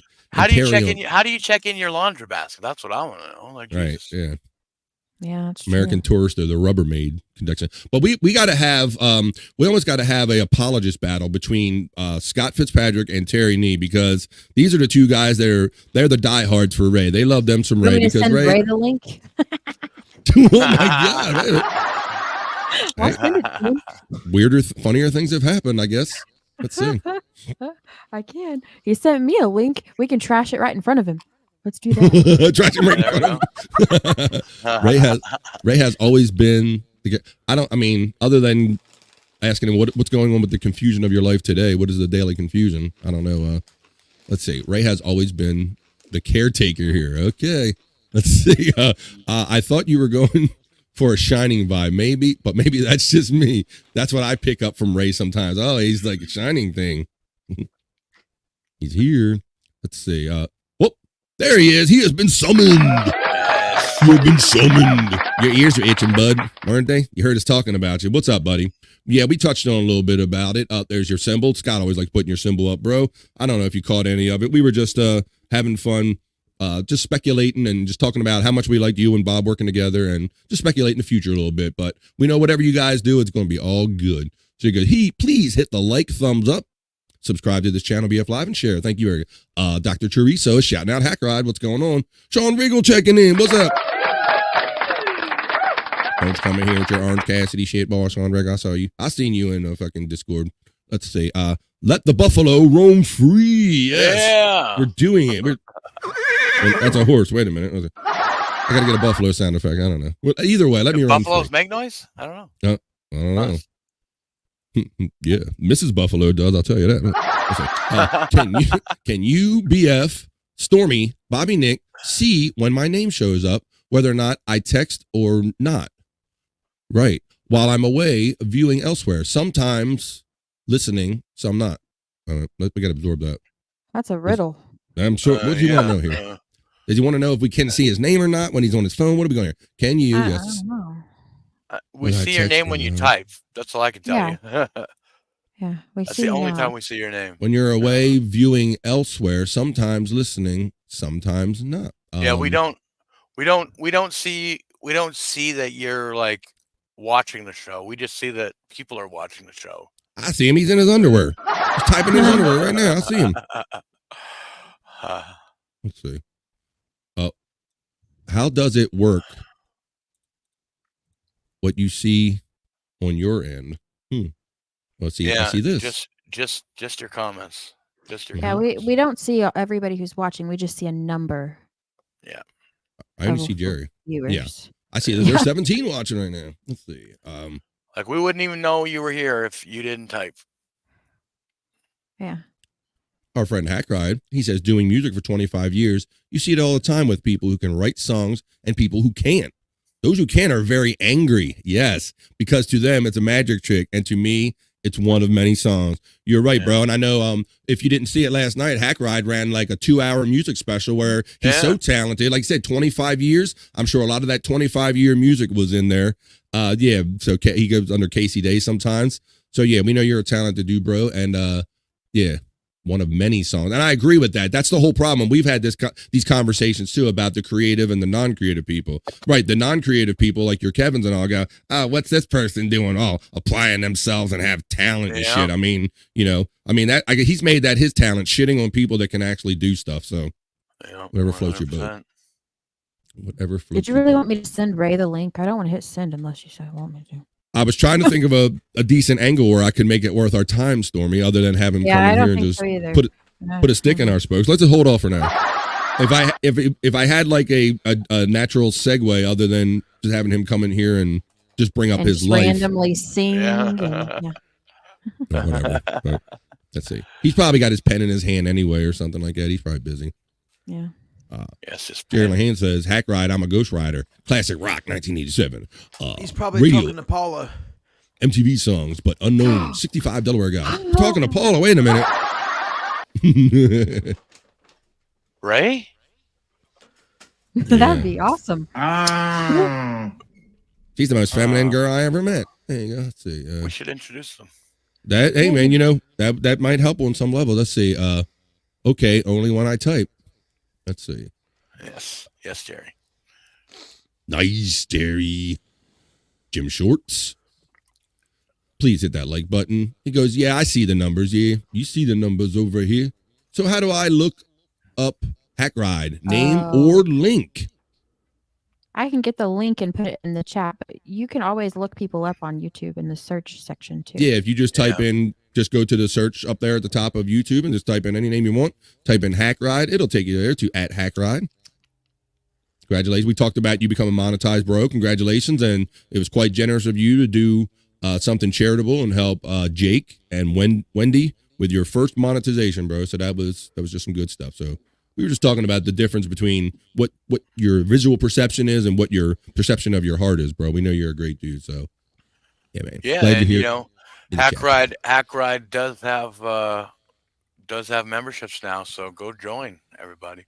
Membership, super chats. That's right. Look, Stormy just put it in there right there. It's very simple. You just go on YouTube and you put the little @ symbol and Hackride, and you'll do that. And while you're there, please make sure you're already subscribed to BF Live and No Filter with Andrew and friends. Please help all of our friends out. All right, so for the time being, that was a nice long segment. We had some great conversation during it. But for now, we'll check in later. That was the Chat Family Check-In. Talk amongst yourselves.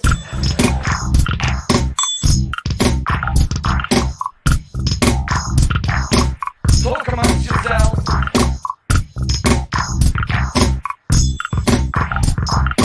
Talk amongst yourselves. That's right, we're doing it. We got 17 of you in here, and I'm very happy with that crowd. But please go into that Vince the Lawyer's chat and let them know who really has the fun and who really owns Monday. Say, you had enough of that Stuttering John stuff and you're done with it. Come over here to BF Live, the official show. Cease and desist, Vince the Lawyer. 833 lose Vince. Monday's my day. BF Live. Get back. Well, these guys show up out of nowhere with 10,000 subs and they're monetized. And I've been on here for months doing this show. And they go, hey, look, I'm Vince the Lawyer. And I'm here and I'm monetized. I'm in your spot now. Get the fuck out of here. 833 lose people Vince. Say you buy numbers though, BF. What? Oh, yeah, I guess so. I must buy from the shitty servers or something. I buy from the broke ass seller. That's all right, BF. I only got 10. Only got 10 today for you, buddy. That's all I got for you. I'll try real hard next week to get you some more viewers there, sir. No, I'm on my way organically. I want to know when I get to my 500 that's the shoot. I say you just hoe Andrew out because people sub to him. That's funny because your father was suggesting the exact same thing yesterday. Hoe Andrew out. And I even brought you up because Andrew tried to hoe you out and say, hey, Stormy, go out there and promote me. And Scott said, I think you need to do some promos for BF or we'll have to cut one for BF. So I'm not opposed to any of that because I told Andrew he'll have his second channel monetized before I get my first one done because he's so prolific. He's out there doing the shorts and everybody loves them some Andrew. So I need me an Andrew hoe for real. All right. We got a scoop. We got breaking news. Wait a minute. What's behind me? Wait a minute. I'll give you the scoop, Buffalo. I originally came on to do 6 or 7 shows with Bob Levy, totally separate from his current shows, but he needed a producer, so I volunteered. That's great, bro, because, I thank you for that, man. I was going to message you last night, but I didn't want to impose on whatever little communication friendship we have. Like, tell me the exclusive, bro. I'm your best, bro. I didn't want to fuck with, but I almost did. But at any rate, so I appreciate you sharing some exclusive information because the speculation was really getting to me last night. I saw that you had scheduled it days ago, the 9 o'clock one on Levyverse, and then all of a sudden, abruptly, I saw it was on, and so everybody's kind of making up their own mind, and Kevin's running with it, saying you guys suck and can't work together, and it's failed, and all of this shit. But I just thought it had more to do with maybe with the busyness and the amount of production that you put in everything that you do, and there's only so many hours in a day, bro. And I know that Bob is kind of a more straightforward guy. He doesn't need all those wonderful bells and whistles you do. So I thought maybe I was hoping it was something more like creative, like, hey, it's you're a great guy, but this is maybe a little more than I need or whatever. But thank you very much for like kind of clearing that up and putting some actual facts out there from the person's mouth rather than people with no creative talent doing shows for super chats and going, this guy sucks and that guy sucks, and not having a bit of talent themselves, just relying on people that actually create content to talk about. That's called a gossip show. Yeah, Speaking I of think that, your assumptions though were better than like let's say Kevin Brennan or other people out there that are just gonna shit on Bob because that's not cool. well, because I don't need a particular narrative to happen for me. I actually analyze the people as and the difference in what it used to be and now. Like, yeah.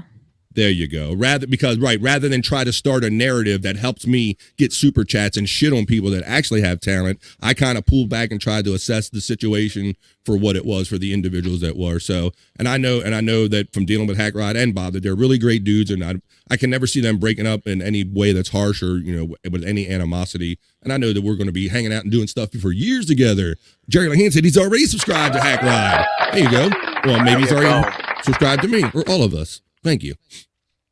Nice. Let's see.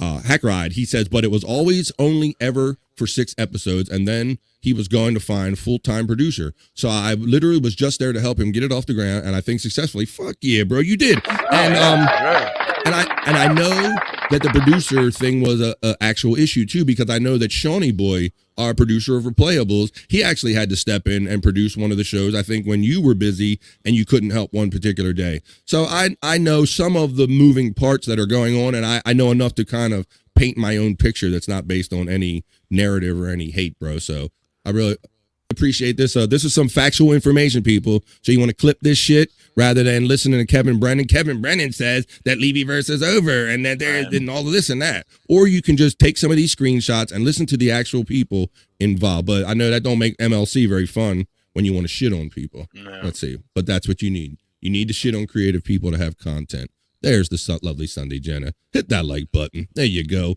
Hackride. So I love Bob. I love the network. But it was always 6 episodes and out. These narratives painted by others are just an excuse to shit on Bob. His channel is going to be great. Just wait. That's what I thought and felt all along. I didn't think Bob was going to go all this long and just totally give up on it. I know he does want some type of presence of his own that he can fall back on when all of this kind of this Stuttering John and all of this Dabbleverse shit kind of loses its luster, which we seem like we're kind of there. Shout out to the 22 people that are joining us live. We do this every Monday. That's right. See, they got out of that chat. They said, what? There's people that's doing a show that isn't talking about Stuttering John? Let me go watch that shit. Let me go watch that shit. So get them over here, people. People just follow along because we're going to listen to Stuttering John. We're going to listen to Vince shit on Phil Elmore again. Real funny. It's funny hearing little midget man. He's like, they all want to shit on Phil like being fat and overweight. It's like, wait a minute, you take Chinese steroids and you're gonna. And he's judging Phil for being fat and shitting on. It's just weird. So let's see. That's all pathetic and gay. That's I love when you do that. It's just okay. I love it. There's something just so cutting when a woman, when all this Hackbird stuff is going on, you or Kay comes in and goes, man, this shit is gay. And it's like, it kind of really sets you right. It's like, oh, that's right. They're hitting us over the head. This is all dumb. So it's just so funny when you come in and just hit so clear. Like, yeah. And Hackride, I really love what you said about when I recognize when you did Puzzle Box with Krista, you originally said this was a 12-show run. And I thought that was so kind of odd because I could see it going real good and real successful. But you said something to the effect of people don't love anything that isn't going to go away, that eventually won't be there anymore. Like if it's there all the time, you don't love it as much. You take it for granted. So I get those little pearls of knowledge, what you say out of that. And it takes a lot of courage to build a show or to build a concept and to go, I'm only going to do it this many times and then I'm going to ditch it. I mean, that's amazing. That's amazing. That just tells me you got many places to go. And some of the other people that criticize you, I don't think they could do it as well. So there you go with that. That's all I got to say about that. Let's see. The links are running. I won't put them up. Okay, I just watched Hackride do Wendy butt song. LOL. There you go. Hackride says it's a classic. Let's see. Let's see. Yep. You got her. All right. Look who's checking in. It's our friend Ian Hutt. This is safe enough. Oh, nothing will pop up here. Patrick Hilton doesn't talk about any of the Dabbleverse losers. Wait a minute, sure. Are you shitting me? That's a fucking gossip column. He sits in front of a camera and gossips about people. That's what that show is. Yeah. He might be good at it, but that's all the fuck it is. He said, Jesus Christ, did you hear what this one's doing? And Kevin Brennan did this, and Jesus Christ, and I never got to see Liberace live. Like, who gives a fuck, dude? It's a gossip show. Fucking gossip show. Have Monday errands. Catch the rest on replay. Thanks, guys. There you go. Right, so if you want to see a gossip, I understand Melton, not seen him complaining about not having no internet to come online and do his gossip show about people that actually do content. I didn't see that. Oh, I don't know. I've been sick, so I have no idea. It said something about Cox. I don't know if that was cable or something else. Cox, I think it was cable. I think he was talking about cable. He knows some guy named Paula or something. I don't know. Cox, Paula, cable. I don't know. It's none of my business. I just know he does a gossip show about people that do actual shows. That's all I know. And speaking of which, why don't we get into our National Day calendar? Let's do that. Come on. We're having a great time talking today. Let's get into our National Day. Hey, let's do it. 3, 2.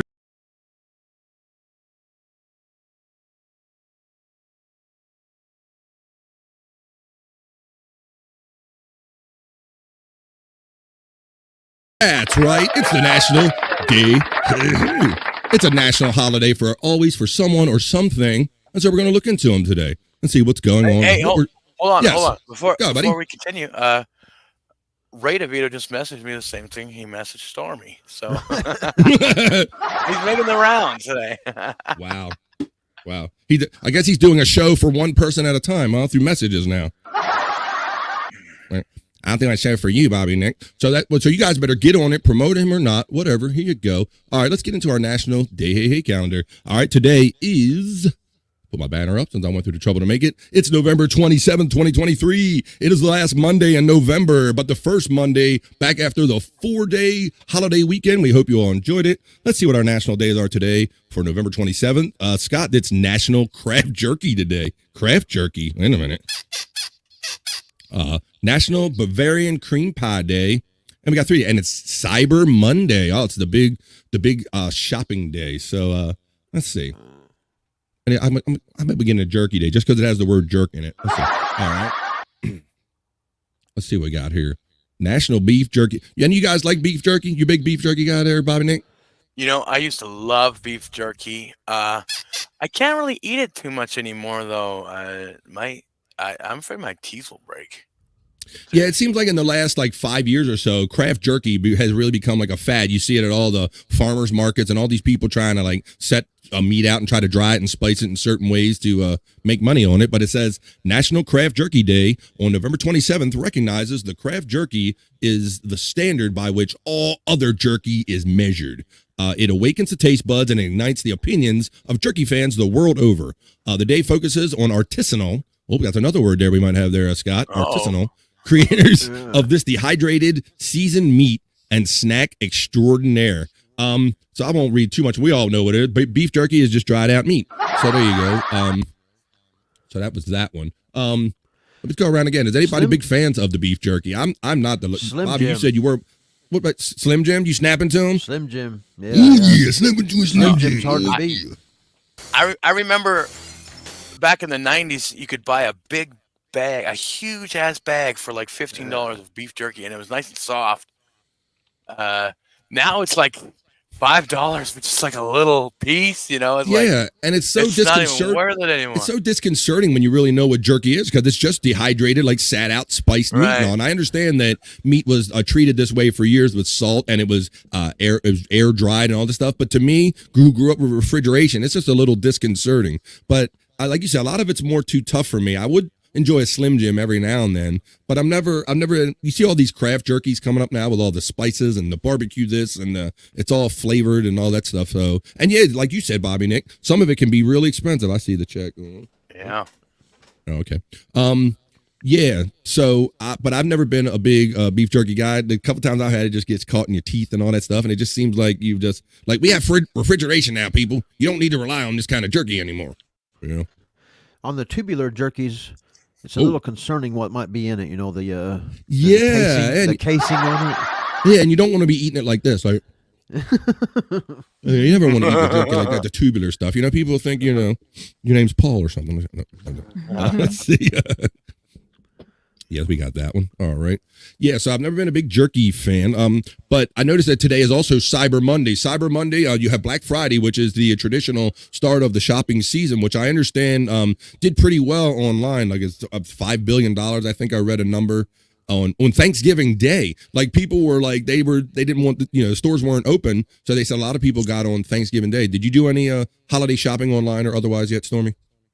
No, not really. I'll probably do most of it online though. I don't know. With all the sickness, I really don't want to go out into the stores. Yeah, that's a good idea. And yeah, I'm a big on, we've all kind of turned into like more online shoppers and all. And they were making comments about how the brick and mortar stores didn't exactly have like these these Black Friday sales. Remember when we were younger, it would always be, they'd put a TV on sale for $99.99 and people would kill themselves over it or one item. And now you're not seeing so many of these viral videos this year. They showed one from 2016 where that exact thing was going on. And then they're showing Black Friday this year. And you like multiple stores, like hardly any rush at all. So I don't know if it has to do, probably a combination of maybe the economy, maybe not as many people can afford to do it. But I think probably a big part of it is that a lot of people are doing like you, Stormy, and just buying online. People used to get trampled to death. Yeah, that was the thing. That was Scott. So Scott, remember the Cabbage Patch Kids crazy shit, bro? Yeah. That was some of the I ain't never like that. First time I was like horrified by mothers, where I thought mothers could like get funky and have some game, because these women were not fucking around with these Cabbage Patch Kids. When they went on sale and supply and demand was a thing, they were like, get the fuck out! I will kick your ass for my family to have that Cabbage Patch Kid. I will beat. Yeah, these Karens are all beating each other's asses and pulling each other's hair for those Cabbage Patch Kids, Scott. Yeah, it was a security guard's nightmare. Yeah, opening them doors. I think there was a South Park done about it.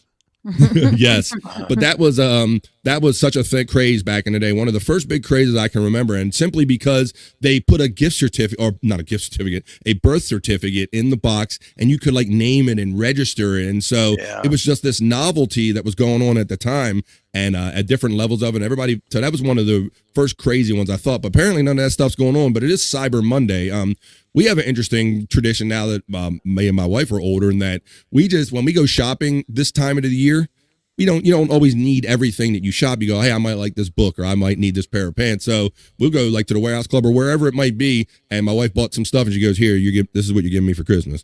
And I'll do likewise. Like I'll just, if I need something for podcasting or whatever it is, I'll be like, here's what I need. This is just wrap it up and give it to me for Christmas. So that's one of the ways we do stuff, because you get to a point where you don't really need every novelty gift or everything in your house. You don't want all the clutter neither. So, but yeah, we kind of take advantage of the Cyber Monday. Not to take it. There's always the deals don't always seem that great. It's always like $20 blenders. Like how many people need a $20 blender or something? True. The TV deals used to be something, but now TVs are becoming so affordable. I don't know if you look into the papers lately. I mean, the TVs that you can get for $150 to $200 nowadays are amazing. You can get like a 32, 40-inch TV for probably $200 or less nowadays. Yep. Yeah, true. I mean, I remember back in the day when they used to cost thousands of dollars for any type. Even the lower end ones were at least like $600-700. Yeah, there seems like there's so many more options out there now. Your TCLs and all these other, some of these lesser brands, they make some decent TVs out there. Yeah. So maybe that's part of it too, is that, you don't need to go get that $100 TV no more to kill each other for it. But I do have some family that's what they do, man. When they're done with Thanksgiving, they got their list and they start planning, and they get out in the middle of the night and go to those stores. But I don't know so much about recently, but let's see. So that seems like a better way to handle Cyber Monday. All right. We'll check one more thing here. We talked about Cyber Monday. We talked about jerky. Why don't we just talk about the last thing? Good old Bavarian cream pie. It's National Bavarian Cream Pie Day on November 27th. Each year, National Bavarian Cream Pie Day recognizes a pie that makes a grand entrance. This rich and delectable dessert is possible thanks to the French chef Marie-Antoine Carême. Carême, wait a minute. Oh, okay. In the early 1900s, Carême established many of the French cooking techniques still used today. I don't read all that, but he basically made meringue, damn it. Let's see. He made cream. So I'm not trying to figure out what's the difference between like Bavarian cream pie and like a Boston cream pie, if you will. Yeah. Just all cream. I don't know. But there you go. So if you like Bavarian cream pie, apparently it's your day right there. All right. So we had a couple three real quick. So that was our brief National Day hey check-in. 3, 2.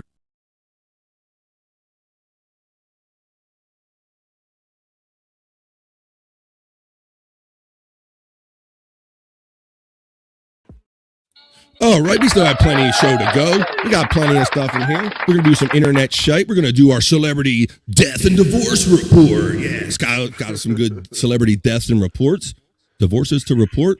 But we're going to start with we'd like to do our national, our National Day. Let's do a little history right now. And now,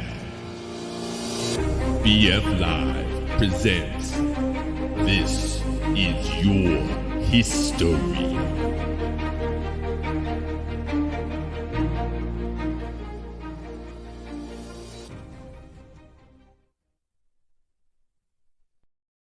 Hi-yo, this is your history.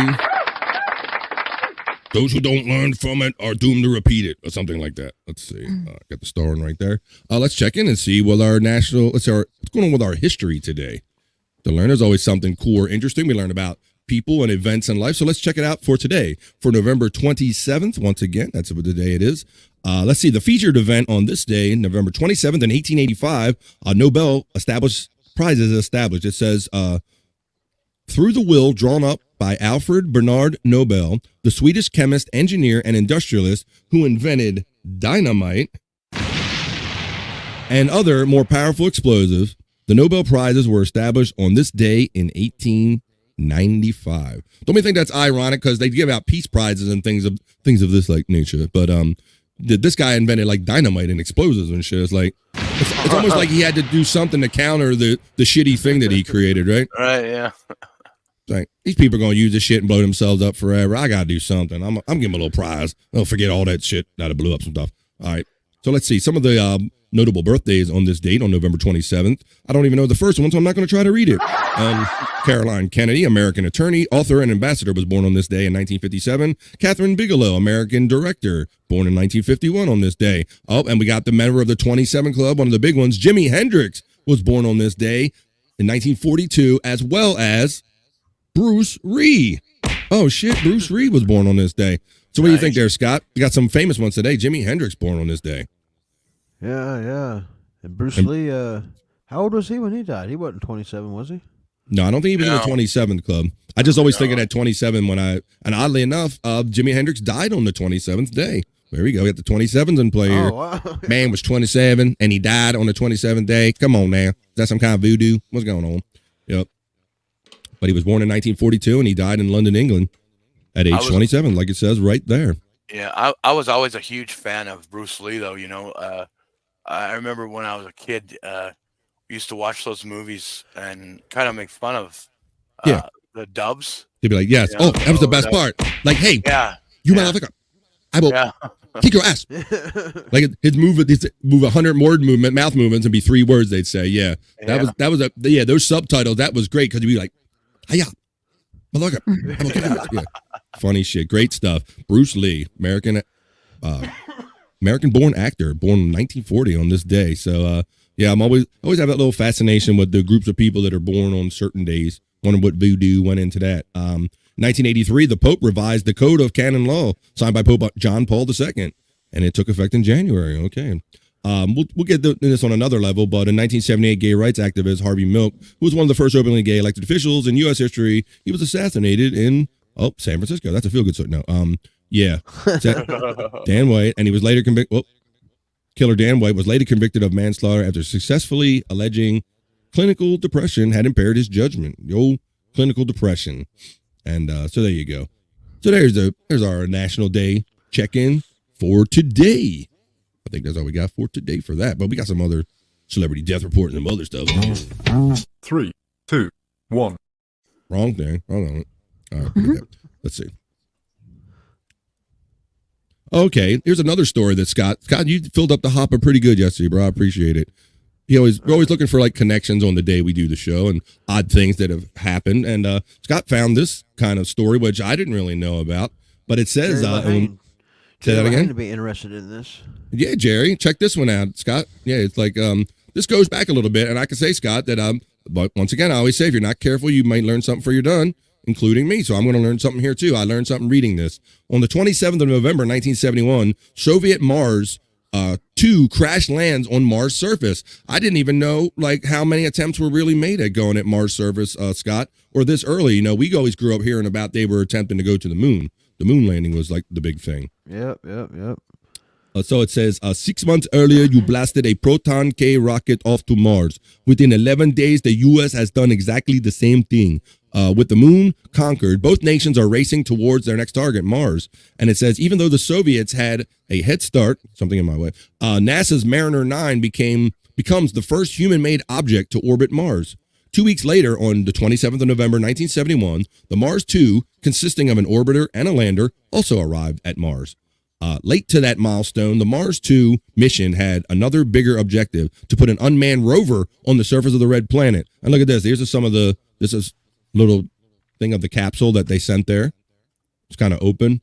And there'll be another picture later. It says the Mars 2 orbiter had very similar mission goals to the Mariner 9. Study Mars, image the surface, and act as a communications relay for the landers with Earth. But when the probe arrived, a bad surprise awaited them. They had a large dust storm. Unable to execute that part of the mission, the lander was immediately deployed. And so look at this old funky Mars lander. I didn't even know about this, Scott. So this is really cool shit, man. I didn't either until I read this. It looks like a toaster on skates or something. It's like, yeah.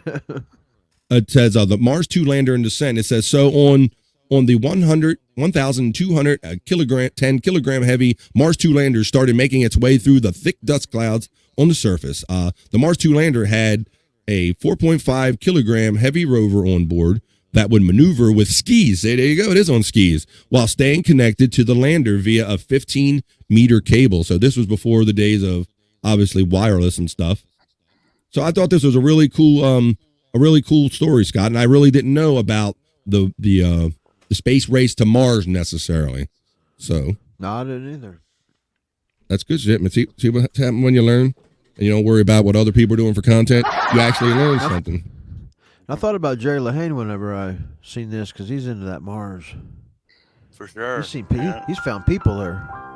That's a more you know. Yes, our friend Jerry Lehane. He's put some stuff out there about exploring Mars and things of this nature. You understand, elements, if you will. Let's see. The bots are running. What's it? Let's see. P.S. Whoop, gotta put the goggles on there, bro. Get this white light out of my face. P.S. on the monetization. One of the main reasons I was there was to get us to 3,000 watch hours. And I left. We were 2,900. Mission accomplished. You go, bro. Nice. So I'm like I said, bro. I made up my own mind based on some of all of these facts, if you will. And I thought that it had more to do with the things that we're talking about, other than the speculation of those who have no idea at all. Let's see. But I'm sure they'll go on Kevin Brennan's show, MLC, and get all the facts today. Let's see. I'd eat the hell out of jerky, but see now, and I forgot some better foods. Really? Damn. Had worse than jerky. Sausage, the same. Collectibles suck. All right, Jerry's got all the pain. Let's see. I don't own TV. Hated commercials. Even shorter attention spans. Gave up on DVDs. Well, that's cool, but I'm glad that we are podcasting can be maybe a little different for you. I always see you having fun on our podcast, and that's what's better about podcasting, at least, is that you feel that you're in a community and you can kind of actually interact and have some input in the show. And that's, to me, that's more gratifying and satisfying than just watching a marathon of something on television or YouTube. I have a hard time, like every time I'm watching TV now, I'm like, I could be pre-producing something. Like it's not fulfilling as it used to be for me. Stormy, I don't know. Do you feel that way now too? I see you shaking your head a bit. Yeah, I agree. I don't know what there is about it. I don't know. I just can't get interested, I guess, in what's being on TV anymore. I do. And it seems like it's gotten more so since I podcast. It's almost like I feel more. It's a better use of my time, and I feel more fulfilled using that time to actually create and do something, and maybe make a person or two laugh, than just sit in front of my TV and just mindlessly take in, something. So I'm not enjoying the TV as much as. Good, Bobby. Yeah, I don't even remember the last time I actually turned my TV on. I just use my computer and watch YouTube podcasts and stuff like that. Yeah, and I think So, we're all from different generations, and some older and younger. But I think as more and more generations catch on and get tired of, they cut the cable, because many people are cutting the cable, and you get so they're just tired of the repetition of the kind of stuff that they do on there. This is a great escape, and you have a community involved in it, and also it's better. But I'm biased. Let's see. So these increasing hijack YouTube commercials, I just hate. Yeah, I have YouTube Premium, so I don't really experience many of the commercial problems. I don't have that issue. But yeah, I prefer to pay for YouTube Premium. I get music off of it and all the shows I want to see with no commercials or anything like that. And to me, it's more fulfilling than my cable bill. Hackride says, I predict in the future, TVs will be free. We're close to that now, bro. Giant TVs will be free because they will realize that the $200 that you spend on TV could be better spent on apps and things on the TV. Book it. Yeah, bro. TVs are just like, they're almost like water nowadays. They're just so cheap and readily available. It's not the big thing to have for anybody to have a novelty or a big flat screen TV like it was just a few years ago. Dynamite actually paved the way for the new world, literally. Yeah. Without dynamite, there would not have been roads. Without roads, no civilization. So yes, people make bombs, but we also needed roads. That's a good point, Hackride.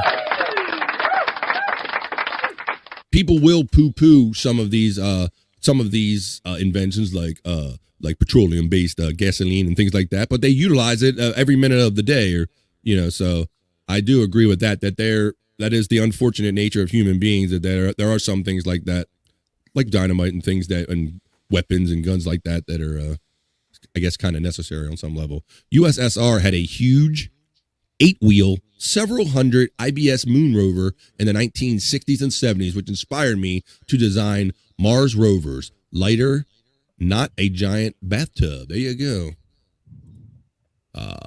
What the fuck? I got jury duty. Oh, shit, which is hell in Los Angeles.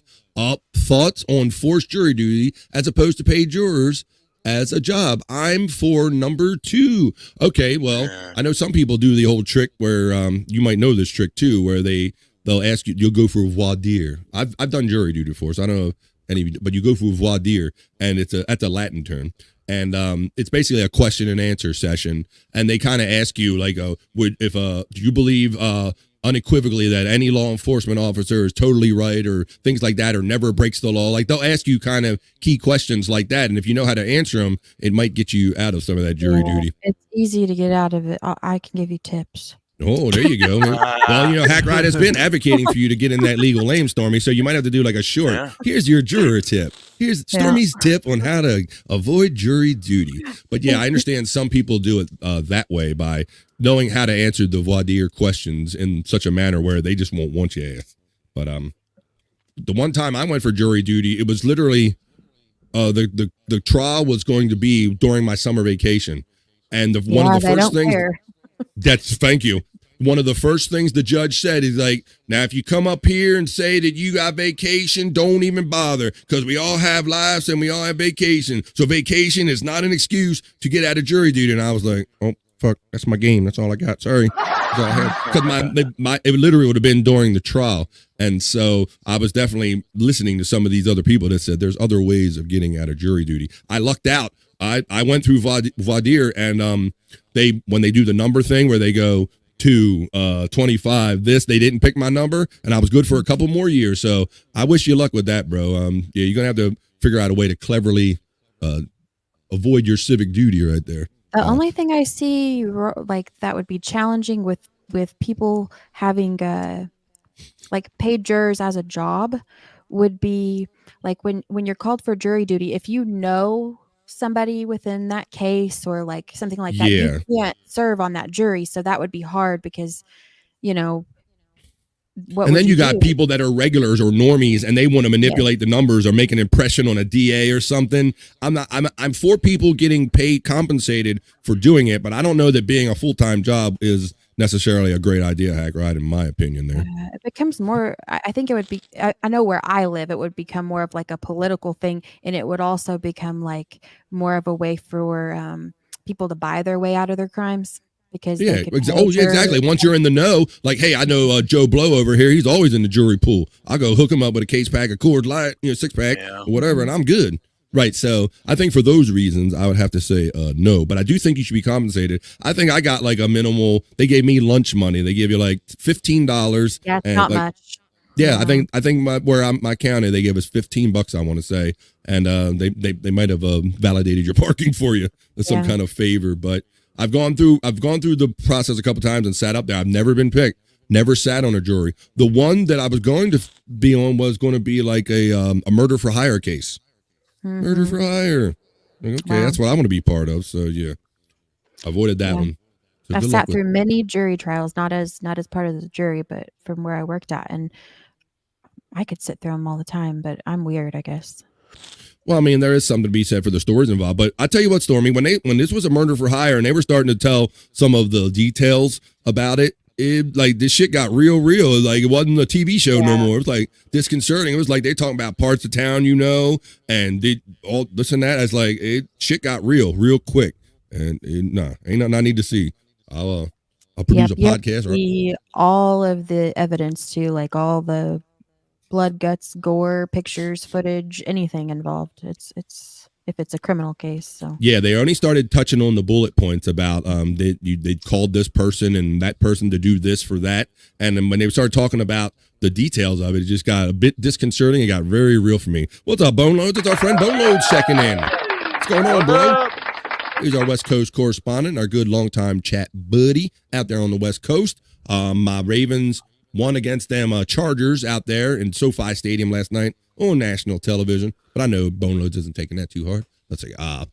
Hackride says the Harvey Milk clinical depression case was the Pepsi case, I believe, or the one where too much sugar made him kill. Really?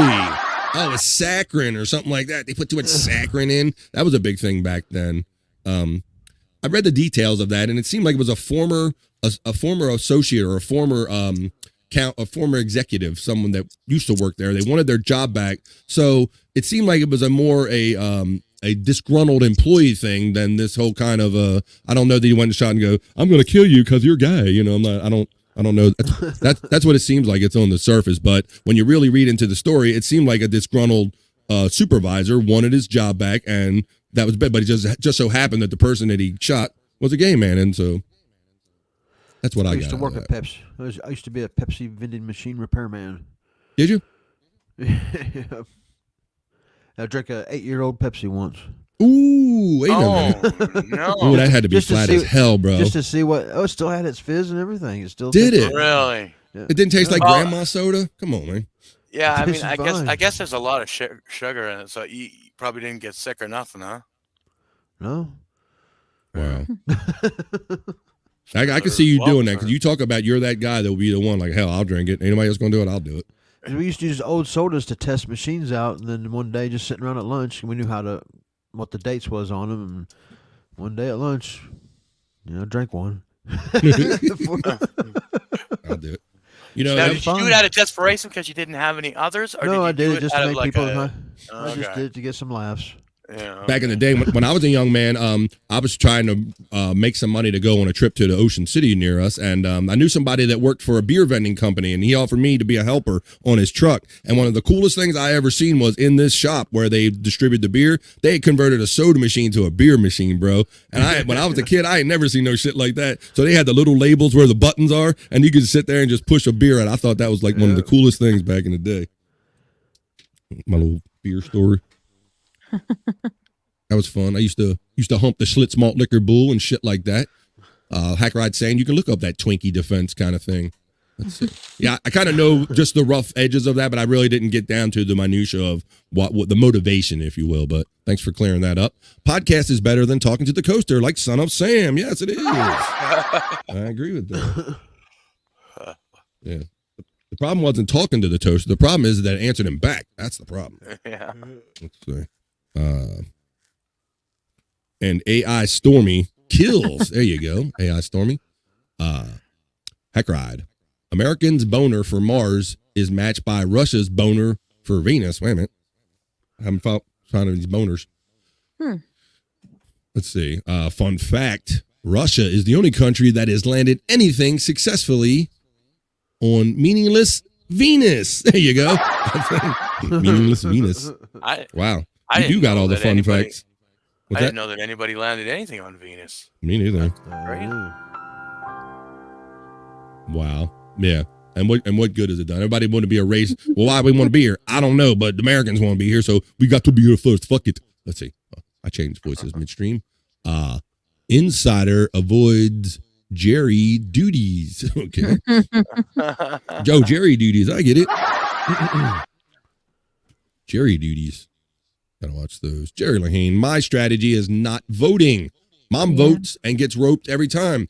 Well, I told I was going to snitch on my wife. I got a fun fact. My wife, she does drive and she does vote. And for some reason, she's fallen through the cracks and has never been called for jury duty once. What the hell? Some people aren't.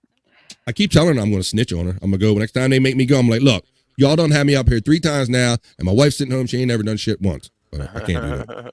Can't do it if I want my marriage to last. So I'm not going to snitch her out. But yes, that is some people's strategy, is just not being involved in any civics at all. Everyone I know who gets into this world eventually cancels their cable. I'm feeling that, bro. You heard what we were talking about. I'm definitely feeling that. I haven't had cable in years, though. That's way before this. I'm not a TV I have cable, but really. it's just I have cable and a landline, but it's literally just to keep my internet bill down. Same. My name's Bob, and I have cable and landline too. Yeah, for whatever reason, I fear change, like Scott says all the time. I don't want to give up on my own shit. What if they come and hit us with a beam of energy or something, a microwave, and all of a sudden we can't use our shit? I want my wired shit. Like, that's how I am, bro. I'm not making fun of you. I'm talking about me. That's what I'm talking about.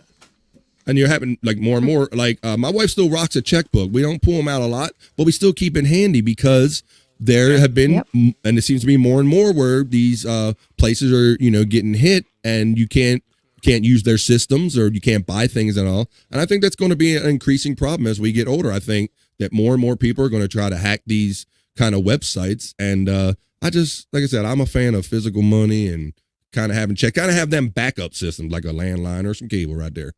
There you go.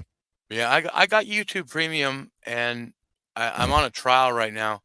I used to use an ad blocker.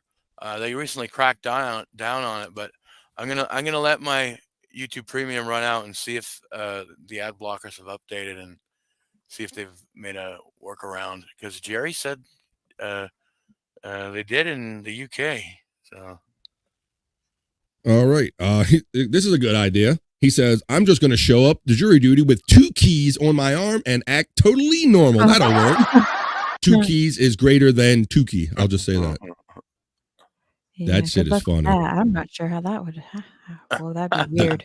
The drug dealing puppet. Just show up with that. You go, what, Your Honor? What? I don't believe anything you're saying, Your Honor. Get the fuck out of my courtroom. There you go. That's a strategy, bro. Karen Garvey likes that. She's laughing at that. She thinks it's funny. There you go. So are we saying that just randomness is our system? So random people just get to pick your future, and that's our system. What I'm saying is people need to be held accountable as jurors. Oh, aren't you have more there? Oh, they're not. You're saying the jurors aren't held accountable. Well, you would like to think that it was just a presentation of facts. In theory, that's what it's supposed to be. It's supposed to be a presentation of facts, and you're not supposed to have any kind of emotional or actual attachment or involvement to. And you're supposed to assess it from the outside. But I'm sure that that's not the reality, and people's biases come into play. We all have inherent bias in our heads based on how we were raised and everything. If it was a professional juror and you could look at their record and see that they are biased, what we have now is someone coming in secretly about being biased, with no accountability because of randomness. And yeah, that's what that voir dire process is supposed to filter out. I'm not saying it's perfect, but that's how they're supposed to be kind of reading you. What you got, Stormy? Well, like, I mean, it'll take a while to explain all of it, so I'll just give a basic thing real quick. So, like, with jury stuff, when I was involved, in the office I worked in, we literally had, like, a stack of people that would be sent to us from the juror's office, like lists front and back on those papers, and I had to go through them and make sure these people didn't have criminal cases and this, that, and the other, because if they did, I had to mark them off. They weren't allowed. I had to go through this whole system to filter out the just to people get that, a list. yes, just to get a list. And then finally you get, down to those ones, and then you go through the process of when you're there for jury duty, the jurors are picked based on like what I don't know what kind of case it is, if it's civil or criminal, but like each side, whether it's, Yeah. criminal or whatever, they get to Mhm. ask you questions, and then they pick the jurors they want out of that selection. But being random, I mean, like, yeah, it has its flaws, but it's easier to not be so attached to a case and be biased, in my opinion, if you don't If you're know not, the person. if you are random. Yeah, if you don't know the Yeah. person or something, but So it's supposed to either be the way, it's best all of hard. Yeah, it's supposed to be the best of both things. It's supposed to be the randomness where you don't have any stake in whatever case that you might be hearing, but then they also have the process, like you said, of eliminating people that are criminals, and the voir dire process where they ask you the questions and all. And that's where having a good lawyer comes into play, because the lawyer really has to know to perceive how these potential jurors and their biases. So that's kind of where that happens. So, Well, Go ahead. maybe if they hire them, maybe they could like move them around the country every so often. You know what I mean? Like, Mhm. wouldn't Well, that help? my You think, name was Stormy? actually on the jurors list whenever I worked there, and I actually got called for jury duty, and I had to go through it. They because I look at things because of how my brain's wired from working there. I look at things so black and white and factual and based on evidence. They almost picked me even though I knew everything already from the case. They almost picked me. Really? Yeah. And Wow. it's just because I would look at the evidence and not that's just how my brain's wired from working there. Yeah. And the defendant's lawyer thought that he could sway me and create doubt, because if they can create just a sliver of doubt, They think they got you. yes. They think they got you. That's all they need, right? So But that's a criminal case. Civil's different, so I don't know. in a perfect world, the randomness would work, but with any lack of accountability for what the jurors do, that fucked up system to put your life in the balance of, yeah. Yeah. I don't know what the alternative is though. Like, what else? There's really Yeah, and I always say that people talk about unless you leave America. it to This the judge by theirself, and you don't want a jury trial, you just let the judge choose everything. I that mean, can but be then scary too. that's even scarier because you get one man instead of One the bias, chance all his of biases. 12. Yeah. Yes. So I always like to say about America, we're not perfect. And our woman, Our legal that was- system isn't perfect, but I like to say we're the best imperfect country on the planet. That's what I like to say. We ain't perfect, Hackride.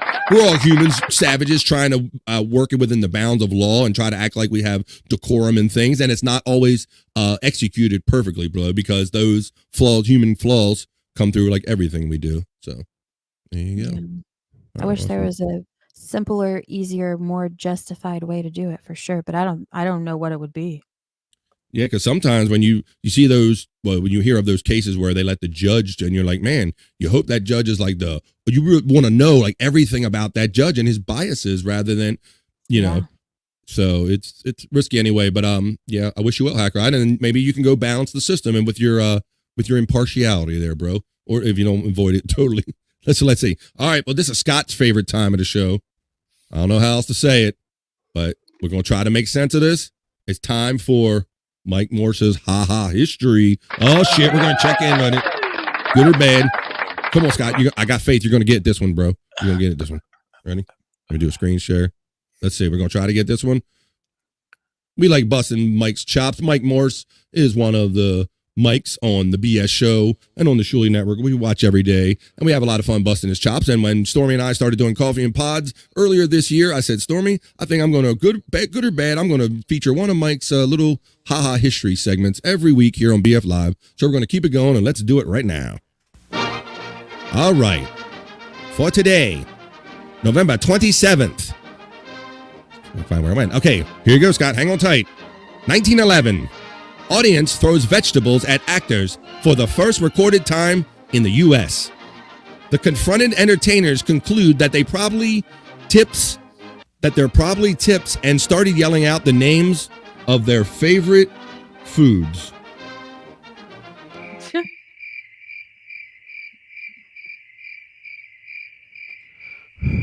I'll try it again. All right. 1911. Audience throws vegetables at actors for the first recorded time in the U.S. The confused entertainers conclude that they're probably tips and start yelling out the names of their favorite foods. Yeah. I think I got it. Story. I can't even fake laugh on that one. You know? I think I got it. It just ain't funny, really. I didn't even get it, Scott. Yeah, we all know the whole tomato throwing thing, right? But I guess they just started yelling out their thing. Well, anyway, that was haha history. But I always say, for better or worse, that was haha history. If you want your copy and try to make some sense of that, go to Amazon.com for haha history. Or don't. All right. Wow. Maybe they should have put a question mark after haha. That would have helped, Bobby Nick. That would haha. We think haha. We don't know. All right. Let's see. Let's check up with some of our things. Please. There you go. Please utilize my stream elements right there. It has PayPal and it has preset amounts. If you can donate to me, it'd certainly be appreciated. Look who's checking in. It's the lovely Wendy Pack checking in. Come on, Wendy. You want to come on with us? Hey, Tori will Wendy. send you the link. I didn't know if you would be awake there, girl. Give Come her in a and say minute hello. to wake up, and she's gonna get out of bed and clean herself up, and she'll be Okay. okay. All right. Well, we'll be around for a little while more, Wendy. So join us. Thank you. The lovely Wendy Pack checking in. Hackride says, Wendy, my baby doll, I hope you're having a great day. All right. Well, hopefully we check in and she'll tell us real soon there at Hackride. We had a great time featuring her a couple weeks ago and playing those videos. I really enjoyed showing some people some things about Wendy that they didn't know because they weren't fans initially from back in the day. You have a link, Wendy. There you go. Just woke up. Oh, hi, Hackride. Hey, how's it going? That's not the voice. Wendy, you get ready, girl, and you join us when you're ready. Entertainers must love tomatoes. Yeah, that's all they get thrown at them, right? Tomatoes. I don't know, Terry. I don't know, bro. I don't know. Calling out vegetables. Okay. Just a minute. Yeah, just wake up. I'll tell you where you got your information there from. All right. Well, we'll see you after you do that. Systems over randomness. We are a system species. Yeah, seems to be. I don't know. I don't know what system they had to bring that stack of papers to me. There might have been a system. I don't know that was random, but the rest of it pretty much was. So, I don't know. Wow. All right. Well, let's see. Craziness. Let's we talked about some of the notable people that are born on this day, but why don't we do some celebrity death and divorce report? Let's see. Screen share with you. We talk about we not only talk about famous people that have lived and done successful things, but we also talk about people that maybe have died and are no longer with us as a way to remember them and to have content for the show. Let's see. So this one, Scott, you presented me John Carradine with the David Carradine's father. He was like one of the most filmed actors. It says in total he holds 351 film and television credits. Now, I always heard the name John Carradine, but I wasn't familiar with him as an actor growing up. Oh, more just like the David Carradines and the sons and whatnot, right there, Scott? Yeah, he's one of them guys, for me anyway. He's one of them guys that you don't know who he is until you see him, and then you realize you've seen him everywhere. Yeah. Now, I'm like I say, I'm still stuck on I don't really know him from the face, but it says, let's see, he was in Westerns. He was in Cecil B. DeMille's stock company that made a lot of films, He did Westerns and Shakespeare theater, most notably portraying Count Dracula in the House of Frankenstein, or Frankenstein, whatever you say it, 1944. The House of Dracula in 1945. Billy the Kid versus Dracula. I want to see that shit right there, boy. Yeehaw! Billy and Nocturna, granddaughter of Dracula in 1979. So I guess I see like he does like those B movies and the Dracula. So that kind of makes sense to me, Scott, that you'd be on that tip where you would like a kind of a horror guy. Yeah, that's why I've seen him a lot, but it don't mean everybody else has. I've seen his face a lot. Well, I can't. Like I said, I'm the younger of 5, and I've grown up with the influence of some of my brothers and sisters. But other than the name, I wasn't too familiar with any of the actual stuff he did, Scott. But I know that he is the father of David Carradine, who died notoriously in a crazy way. Let's see. That's all I got to say about that. Another notorious death on this day was Babyface Nelson. Tell everybody what's the details you remember about this, Scott. Yeah, with this one, there was a few others I sent, but there was several of them died. I like gangster stuff, old gangster. The faces. Look at that guy's mug. Just look at him.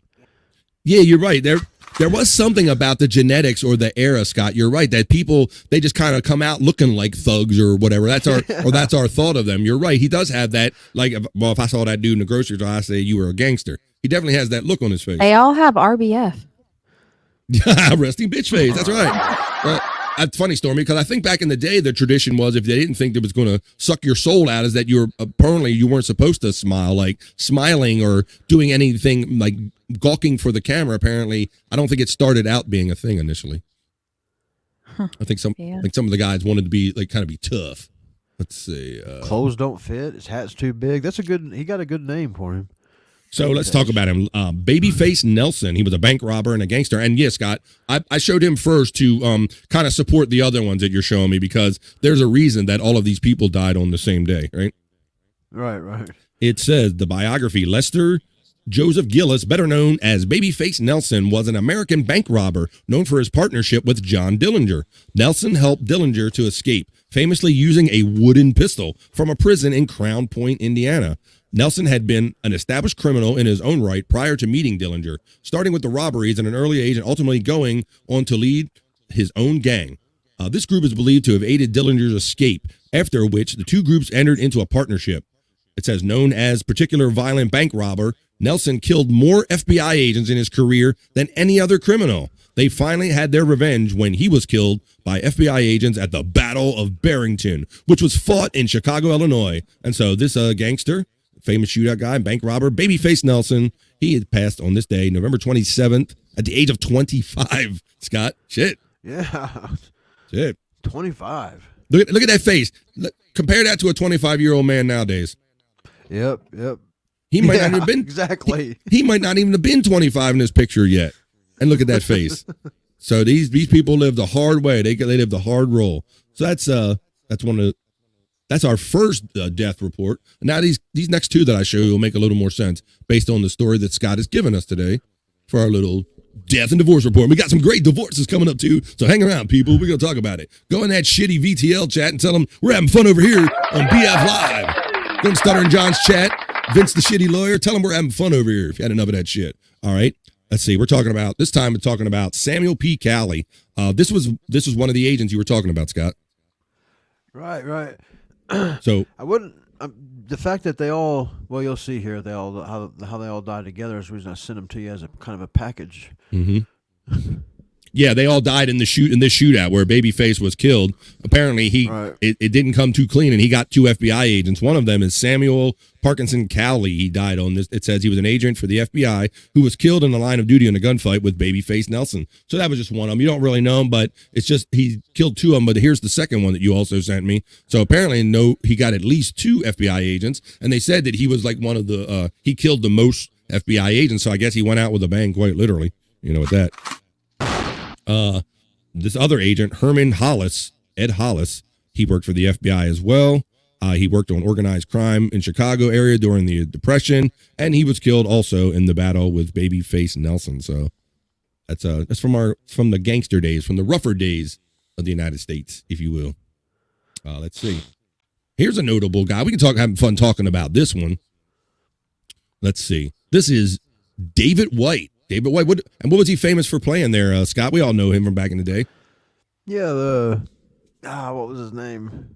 It was Darren. I only know because I got it right in front of me. He played Darren Stevens, one of the many husbands to the Bewitched character on the TV series Bewitched. Such an odd thing. Now, this is something that it was before my time, but it watched it mad in reruns, obviously, right, Scott? I imagine you did too, right? Yeah. I watched it. Always loved when they play the Gilligans or the Bewitches and all that stuff. We watch all these, and we would watch it and go, hey, wait a minute.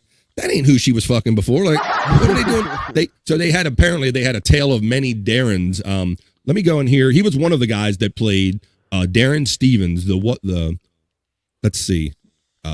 He played Darren Stevens' boss, Larry Tate. Okay, so he was the boss that was always trying to figure out what was going on with the wife and the husband and I know something's fishy here. You know, he was he was the suspicious guy. But that led me to the whole Darren Stevens thing, which was that was the character he played. Well, here we go. So here was the other guy. This is one of the guys that played, if you see in the picture right here, Darren Stevens. This guy named Dick Sargent.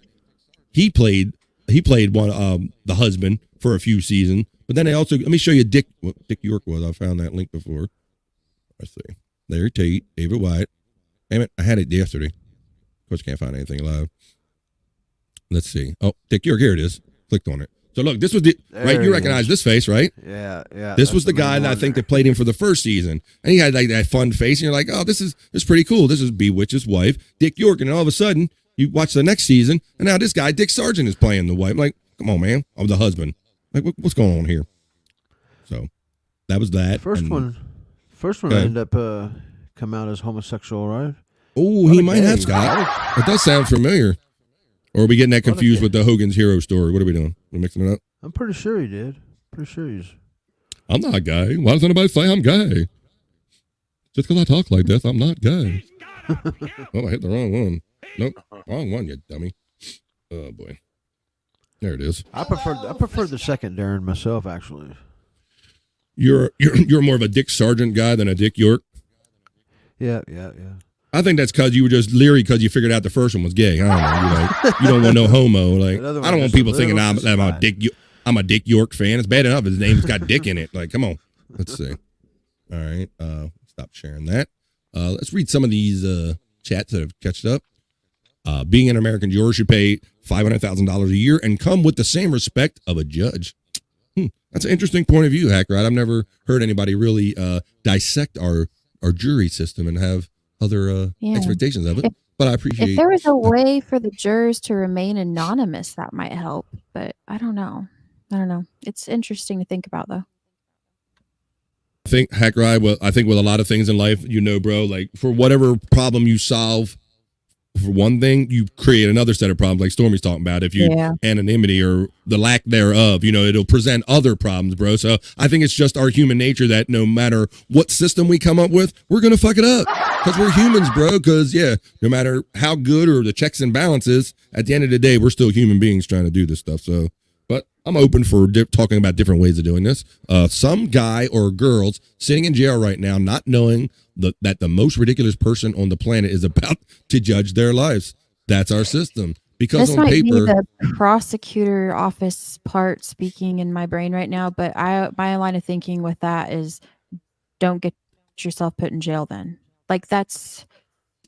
Well, and see, that's what's been lost about law and law enforcement, Stormy, is that you're supposed to have a respect for it. You're not supposed to be just be an asshole and figure out the best way to get around it once you're involved. The whole idea is to avoid being involved in the law system anyway. And I know sometimes life throws things at you where you're pulled in and maybe you weren't the responsible party, but we have to strive and live for lives where you don't go, if I'm in with the law system, I'm going to figure out the best way to manipulate it. I have your method. Just try to not be involved in it altogether, and then you won't get caught up in the machinations of it, if you will. Yeah.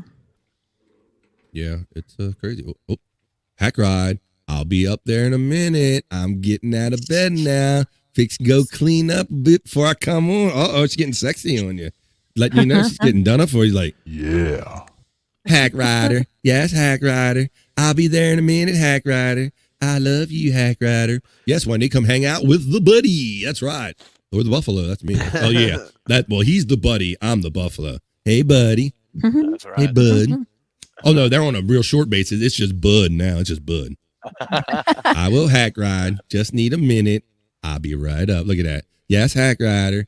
I love you, hack rider. We are savages. I'm currently pooping and thinking of symphonies and the dichotomy of being a human. Shrug emoji. That's funny. I appreciate you being open like that. I've often pondered, like, what is the most the oddest thing that you ever done when you were like sitting on a toilet doing your business, like paying a bill, having like a serious conversation, and yet my man's sitting on here talking about he's currently pooping, thinking of symphonies and the dichotomy of being human. Yep. I don't understand how people are on the toilet pooping long enough to do anything like that. I don't. When I get a new guitar magazine, it'd have like 3 songs in the back of it, to learn. I take me a guitar and my magazine into the toilet with me and learn 3 songs. Oh, that's another level. Wait a minute. You're taking like a guitar, Because the acoustics of the bathroom is just real. It's nice. You are right about the acoustics of a bathroom. They are good, but I don't know about just the whole disconcert of you're in the, and then I'm picking a picture. You sitting there with your pants around your ankles and a guitar, and you're sitting on the bowl. Like these acoustics are great, boy. Have the magazine sitting up on the toilet paper roll. My music stand. The struggle was real back in the day. Look at Seamus Stormer's like, oh Lord, is that what he was doing in the bathroom? Oh Lord, I didn't know that. I didn't have to know that. BF has a Mike Morse segment. Concentrate on pooping.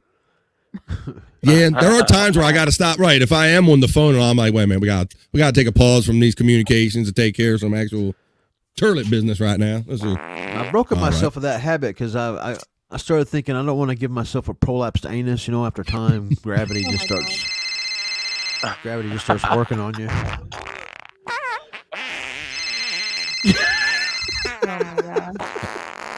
It says Mike Morse. BF has a Mike Morse segment. I had a Mike Morse segment. You know who doesn't have a Mike Morse segment? Mike Morse. Mike Morse.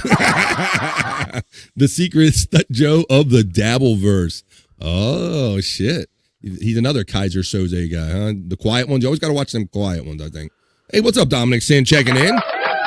You right on time. You're not late at all, bro. We still got plenty of show to go. How you doing? Happy Monday, man. This Monday back after the long holiday weekend, getting back on the horse, as they say. Hackride says we lost the great guitar player of the amazing art rock band Killing Joke.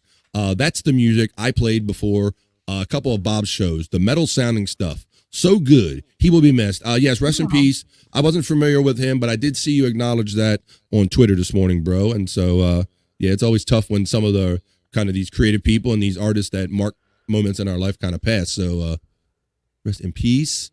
R.I.P. Kevin Walker. Killing Joke guitar. A fucking legend. Come on. There you go. Let me see. Karen Garvey. Oh, she got the sad face. What are we talking? I'm gonna get the sad face here. Bathroom is calling. Bathroom is called the library here. Wait a minute. Well, it used to be. Remember, old Al Bundy did the thing. That used to be the stereotype where your dad, if he disappeared with the paper under his arm, that's why we all knew it from Married with Children, because it was such a stereotype where, all right, the dad would put the paper under his arm and he would disappear. But now you got your cell phone and all, so you don't need to be so obvious. But back in the day, everybody knew what was up when you saw the rolled up newspaper under dad's arm. Like, oh shit, stay away from the bathroom now. Look out. Gonna be rough. You didn't want to get caught in the bathroom with nothing but shampoo bottles to read. You don't want to get caught in the bathroom with nothing but shampoo bottles to read. Yeah, oh yeah, exactly, right. And you don't want to do an Adam Sandler. I take that shampoo bottle and stuff it, if you know that song. Scott, what are you doing with that shampoo bottle in the men's room? In the bathroom? What are you doing? I'm not Wendy's gay. in the bathroom right now. Don't give her ideas with the bottle. Hello, oh gosh. Frisco. Let's see. I'm out bed. I'm in the bathroom and be right. All right, we're getting a play-by-play report. That's right. Let's check in with Wendy Pack. Wendy Pack is she's going to the bathroom right now. Wendy, how are you doing today? What's going on? Oh, that good. Okay, well, I guess you'll be with us in a minute. All right. Let's see. We talked about the federal agents that have passed. We talked about the Bewitched connection. Let's talk about another famous celebrity death that happened on this day. Let's see. This one, most people should recognize. But Scott, it took me a second when I thought Eddie Mecca. I'm like, I know that name. Been so long since I heard it. Tell everybody who Eddie Mecca is. He's the I can't remember his character name. He was Carmine, the Big Ragu. Carmine. The Big Ragu on Laverne and Shirley from Laverne and Shirley fame. The famous guy who was also not gay, but he was a pretty damn good dancer. I'm just gonna say that. I didn't know what gay was back then, but I'm pretty sure he might have been it. I don't know. But no.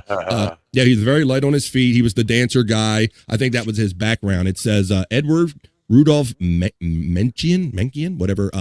He died on this day, November 27th in 1921, just 2 years ago. Known professionally as Eddie Mecca, was an American actor best known for his role as Carmine Ragusa, the Big Ragu, over there on Laverne and Shirley. Yeah, that was definitely a fun show from back in the day, and I always look forward to. He was like a fun-loving guy, always a lot of fun and excitement when he would come on the screen, and they'd always do those dance numbers, right, Scott? Yep. That was always his thing. Like Frank, Laverne's father Frank wants us to have do a dance number at the pizza place, and Carmine would do it, right? and he kind of had the kind of a bulldog look to him, but real light on his feet. Very light on his feet. I remember always he'd like tap dancing all over the place all the time. That's what I remember. Hello, Frisco. You see what Wendy said? That's what I did when I was talking. I started stuttering. I'm doing good. And wait a minute, this one? Yep. And really have a good dream about Bobby and Hackrider. Oh shit! Oh shit! Uh-oh. I was reading that at the same time I was talking. I was starting to stutter. Try not to distract yourself. Like, did Wendy saying that she just had a dream about? I love you, Hackrider. Come in, buddy. It's your turn now, bud. No, she never said anything that there was anything funny going on. I don't want you two fighting. I don't want you two fighting over Wendy. Go ahead, Stormy. She also never said she was in the dream. Oh. No. I'm doing good. Oh, she's saying have a good dream. I think we all know what Wendy's saying there. It got lost in translation. I'm doing good, and I had a really good dream about Bobby and Hackrider. Yeah, but you didn't say she was in it. It's your turn on this ride, buddy. Come on, buddy. It's your turn now. Hackrider, you sit over there, buddy. It's Buddy's turn. Come on. You're going to the crossroads, Bobby Nick. Mm-hmm. Yes. Yeah. Oh, shit. Well, it's about to get funky here in a minute. All right. We'll hope Wendy will join us in a minute. Let's see. Let's knock out a couple more things. We talked about the Big Ragu. We touched on Harvey Milk. Everybody kind of knows the Harvey Milk story. There is kind of one that I want to touch on here because this is someone that kind of my daughter's era and some of the younger eras. This is on this day, Stephen Hillenburg. Stephen Hillenburg was a cartoonist, and he created SpongeBob SquarePants famously. Hillenburg turned his passion for marine biology into one of the most successful and acclaimed cartoons in history, SpongeBob SquarePants, which is the 5th longest running animated series in American history. He originally created the concept of a cartoon tide pool animals while teaching at the Orange County Marine Institute. He later became an animator, worked on Rocko's Modern Life from 1993 to 1996, and then he created SpongeBob. He was diagnosed with ALS. This man died at a young age of ALS. He was 57 years old. That's relatively young. So, but yeah, creator of SpongeBob. I wanted to acknowledge that because my daughter is a big SpongeBob fan. She grew up right in that era. That was her wheelhouse. And so much so, Stormy, that there are times in my daughter's life where she pulls on SpongeBob for educational facts. Like she's learned certain facts about history or historical figures through watching SpongeBob. She could almost like do a dissertation on SpongeBob. So were you a big SpongeBob fan there, Scott? I didn't watch it, but I knew that the popularity of it's the reason I sent it in. It was on my TV all the time, so I got plenty of it and spillover. And it was funny. It's one of the more bearable cartoons for an adult. Well, a little bit I watched of it. It had some pretty good humor on it. It made me laugh a few times. Yeah, and they touch on like all these like Leif Erikson, and they have all these references in here. Yeah. And so many times we'll be watching Jeopardy, or my daughter will have a reference about something, and more often than not, it's something that she's learned about life or history through SpongeBob shows. Man, like I learned about that. That's why I know how to answer that question because I heard him talk about it on SpongeBob. I'm like, wow, that's funny. Let's see. Shit. Oh, She dreams about bad boys. Yeah, she had a dream. We're going to have to talk about this dream when Wendy gets here. Let's see. Stormy checked out for a bit. There's the hangout. Hey, if you haven't already, check us out on Wednesdays on Midweek Freaks with my boy Chris Abels. We do replayables. We sit around, we drink and smoke, and we laugh and joke. And we have just a good time getting through the week and getting through life that way. No gossip, no Stuttering John drama for your mama. None of that shit. We're all Stuttering John free all the time. Jerry Lahane says that's given about something. Hackride says by 2035, AI will be part of the juror system. Do you think it's going to take that long, bro? Let's see, we're 23, almost 24. AI has really went into the fast lane this year, I think. What do you think, Bobby Nick, as far as AI being a thing in our lives every day this year? Yeah, I mean, you see it all over the place, and I think a lot of these things you do.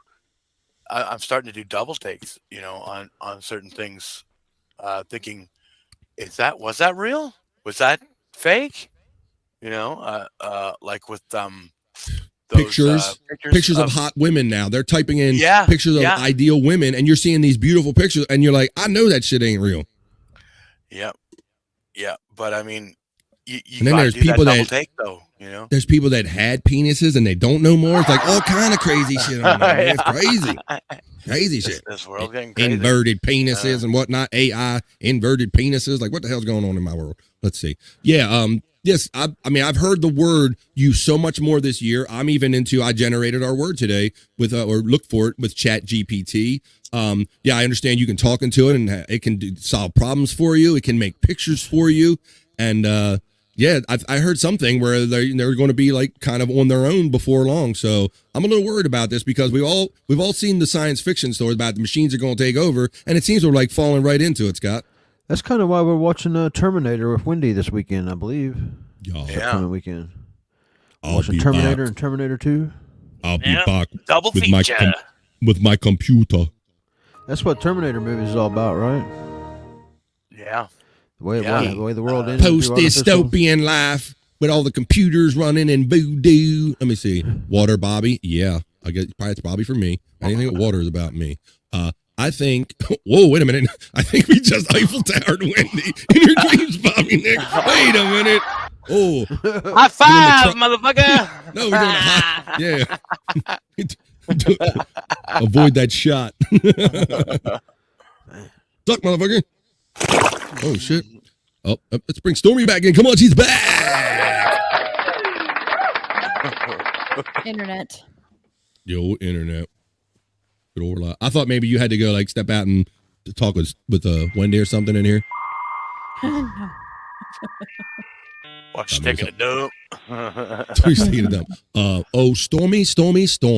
Men will spend as long as it takes to get through whatever our project is. I literally have gotten up, fallen down because my legs were no longer supplied with blood. Wait a minute. Oh my gosh, that's funny. Yeah, there are times where you do catch yourself sitting on the toilet a little too long, and then you get up and you do that numb leg walk, like, God damn, what'd I do? I don't remember going to the bathroom. That's what happens when you multitask on the toilet. Before you know it, you get that numb leg. I know. We feel your pain. We know what you're talking about, the numb leg. Hi. I did that at work once as the tail end of my shift, and I went in the bathroom, fell asleep on the toilet, and then I woke up. The other shift had already come in. I had to kind of work my way out of the building without causing a scene. What's he still doing here a half hour after he There's Scott Fitzpatrick. He left early. They would have never dreamed you were in the bathroom taking a long one. And I had the numb legs trying to walk. Trying to be stealthy. Like, Scott, what's wrong with you, boy? Have you caught ALS? What the hell's wrong with you? Go home and get some rest. Wendy is saying, damn, I'm taking a dump. When I'm done, I'll be right up to tell my dreams. Okay, Wendy? We're gonna, because we've heard some things about Eiffel Tower, and I don't think none of you have been to Paris, so we're gonna have to talk about some of this stuff. I don't know. Let's see. AI growth is exponential. That's a good word. We got another word. We got so many words today. Scott, exponential. Will be mind blowing. Yes, it will, Terry. It'll probably be changing our diapers when we get older. Yes. Roll over. Why did you make such a mess? How could you shit yourself like this? What is wrong with you? I am a robot. Andrew doesn't even do it this bad. What is wrong with you? Andrew's got more sense to get up. All right. Stormy. Oh my God, Hackride. Too funny. Yes, we're going to talk about Paris and the Eiffel Tower. Let's see, apparently. I can't wait till AI takes over what I call the stupid functions of being humans. All the things we do wrong so we can focus on one thing we do right, which is art and creativity. Yep. I see some truth in that. I mean, there are probably some functions, but it's worried about the machines taking over. Can't have that. Tee-hee, Wendy. A lady doesn't poop. So you think. So you think. Let's see. Oh, I heard otherwise. Stormy and Wendy went to gossip. Yeah, that's what we thought. We thought when you went off camera, like maybe she's like giving a little extra guidance to get in here. But we appreciate it. What's it? Group poop. A group poop. Wait a minute, that's not a thing. Let's see. What do we have here? Got somebody checking in. Andrew Huston. We meet again, Bobby Fran. Stormy, where is my money? Apparently we have some drama here. All right. Unnecessary echo. There you go.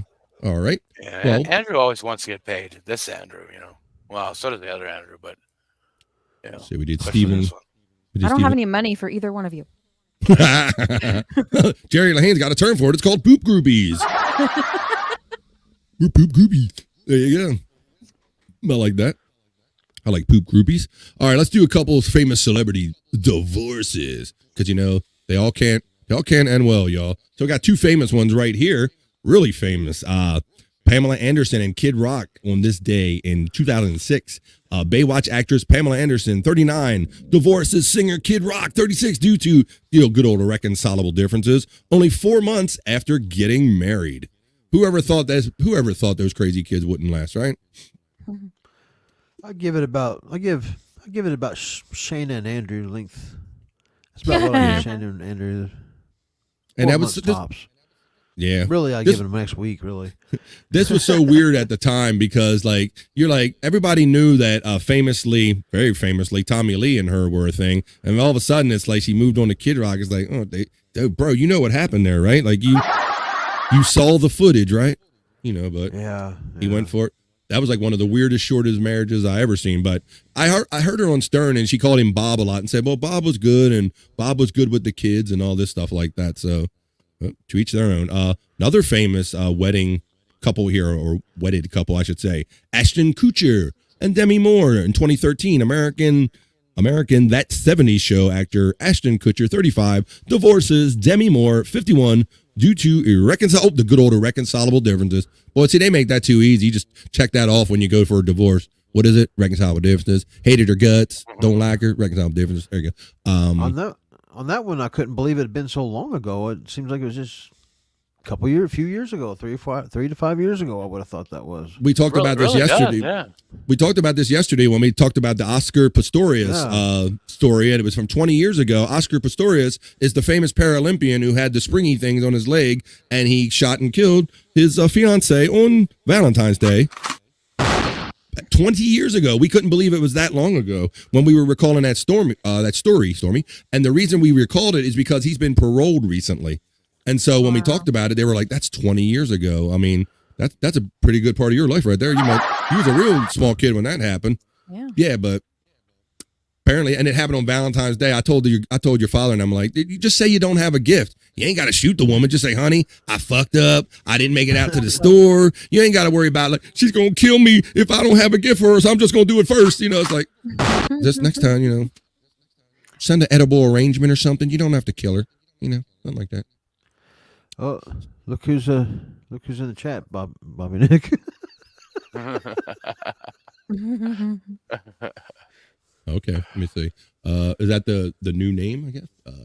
I know who it is, but you aren't gonna know, Bobby Fran. Okay. Yeah. Irreconcilable genitalia.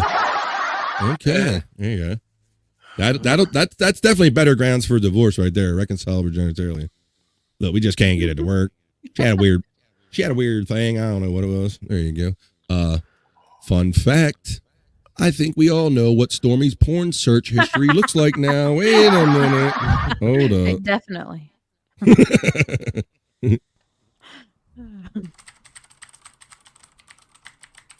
At least the separation wasn't from erectile differences. I thought you were going to say dysfunction.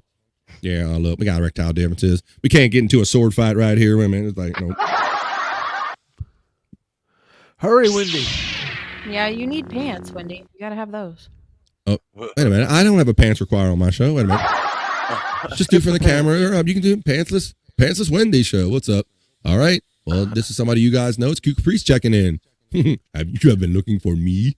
Yeah, we have actually. No, we haven't. We want We you have to go differing away. opinions on this one, apparently. She came out with that idea pretty quick, and she was pretty excited.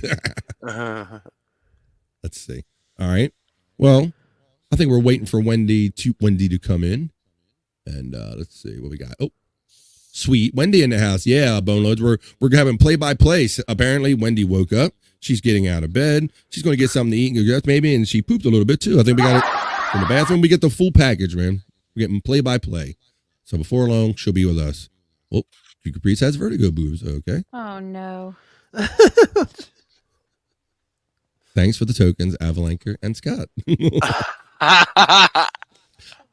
Imagine if the creator of SpongeBob started a podcast just shitting on other animators. Think of what we'd have lost. Right. Now think of what we are. Boom. Boom, bro. Boom. Fucking boom. And look, I've been big on this too. I always say that every minute you are distracted by hate and doing stuff non-productive and all that hate shit, you are not producing content and you're not doing anything funny or meaningful. You're just defending yourself.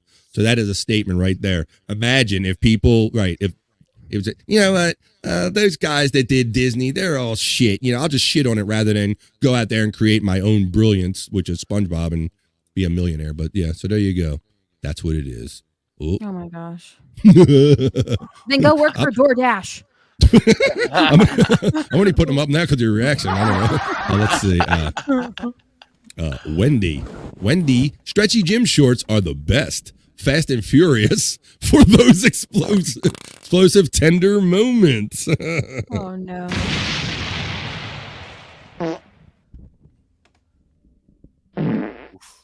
Let's see. The bots are running.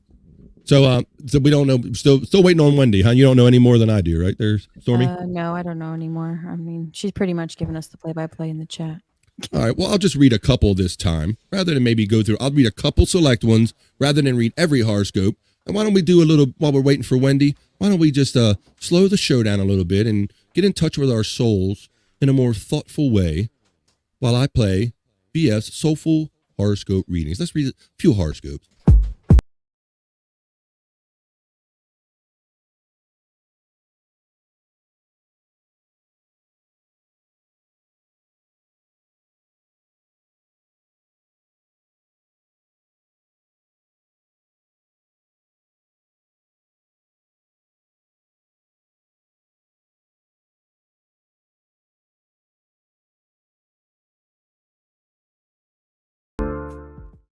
That's right.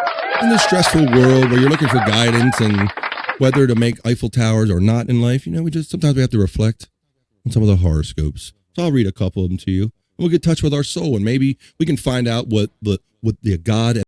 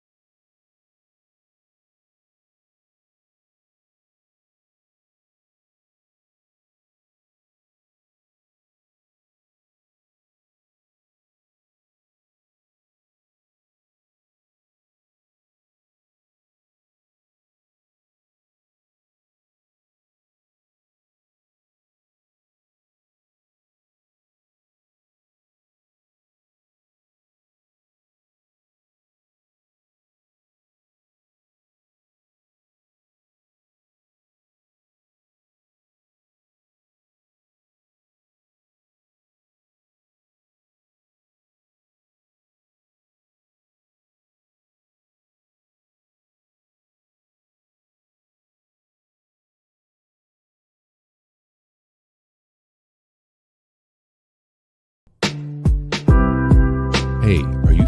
All right, bit's over. Yeah, bit's over. That's right, bit's over.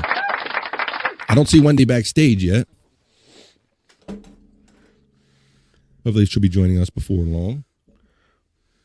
What's up, Scott? All right. Oh, I seen him oh, there he is. He's back. Back, getting the headphones in, getting all. Every time he gets off the air, it's like a big wire thing. He's like in a trap or something, like a bear escaping from a trap. Scott, did you get a delivery? What's going on there? You're not far. You're not far off. I got my delivery yesterday, so. But the Schwann's man was here, so I had to tell him. Back later. Whoa. Was it delivery or was it DeWito? Let's see. Schwann's. We were talking about Schwann's a couple weeks ago. Famous, getting you food shipment and whatnot. Look, Stormy's got all kind of pets crawling on her. She got all kind of shit. She's like fighting off. Ooh, just getting attacked over there. Calm down, cat. What's up? Well, and save your pussy jokes, guys. Okay, just don't get her. Big, small, we don't care. Don't. Let's see. What is that? Okay, let's see. Oh, okay. I see some exciting stuff going on backstage. That's all I'm going to say. All right. I see a friend of ours. She's backstage. I'm going to give her a minute. She's like looking at the camera. She's very intense. Whenever Wendy's ready. Ladies and gentlemen, I'm going to do a little introduction because I want to talk up Wendy a little bit, because a couple of weeks ago, we tried to invite Wendy on, but Wendy is always on air all the time. She's up really late at night. She really wasn't up the next day when we did the show in time, but I'm glad she's joining us here today. But the reason I wanted to feature her a couple weeks ago is because we have this new universe that is collected of Opie and Anthony people and Perry Caravello people and Howard Stern people, and so I wanted to familiarize and people that were just around or were too young to know who Wendy was. So I wanted to feature her last week. We had a lot of fun talking about Wendy. She is a superstar, no doubt. I had a lot of fun every day she would call into the Howard Stern show. She gave me a lot of joy, and so I hope to return the favor tonight. And I want to welcome her to our show, BF Live. Wendy, come on. Hi, Wendy. Hey, Wendy. Hey, buddy. How's it going, Wendy? How you doing today? I'm doing fine. I had a hot dream of you and Hackride last night. Oh, it was a hot dream, huh? Yes. What were we doing? Me and you and Hackride made out at the bowling alley. At the bowling alley. Wow. Okay. Yes. Well. And we was having a couple of drinks too while we were bowling. Okay. Well, maybe one day we can make that a reality. Who knows? Who knows, Wendy? Well, hello, Wendy. I just wanted to give you two a little moment, but welcome to BF Live. How are you doing today? I'm doing good. How are you doing?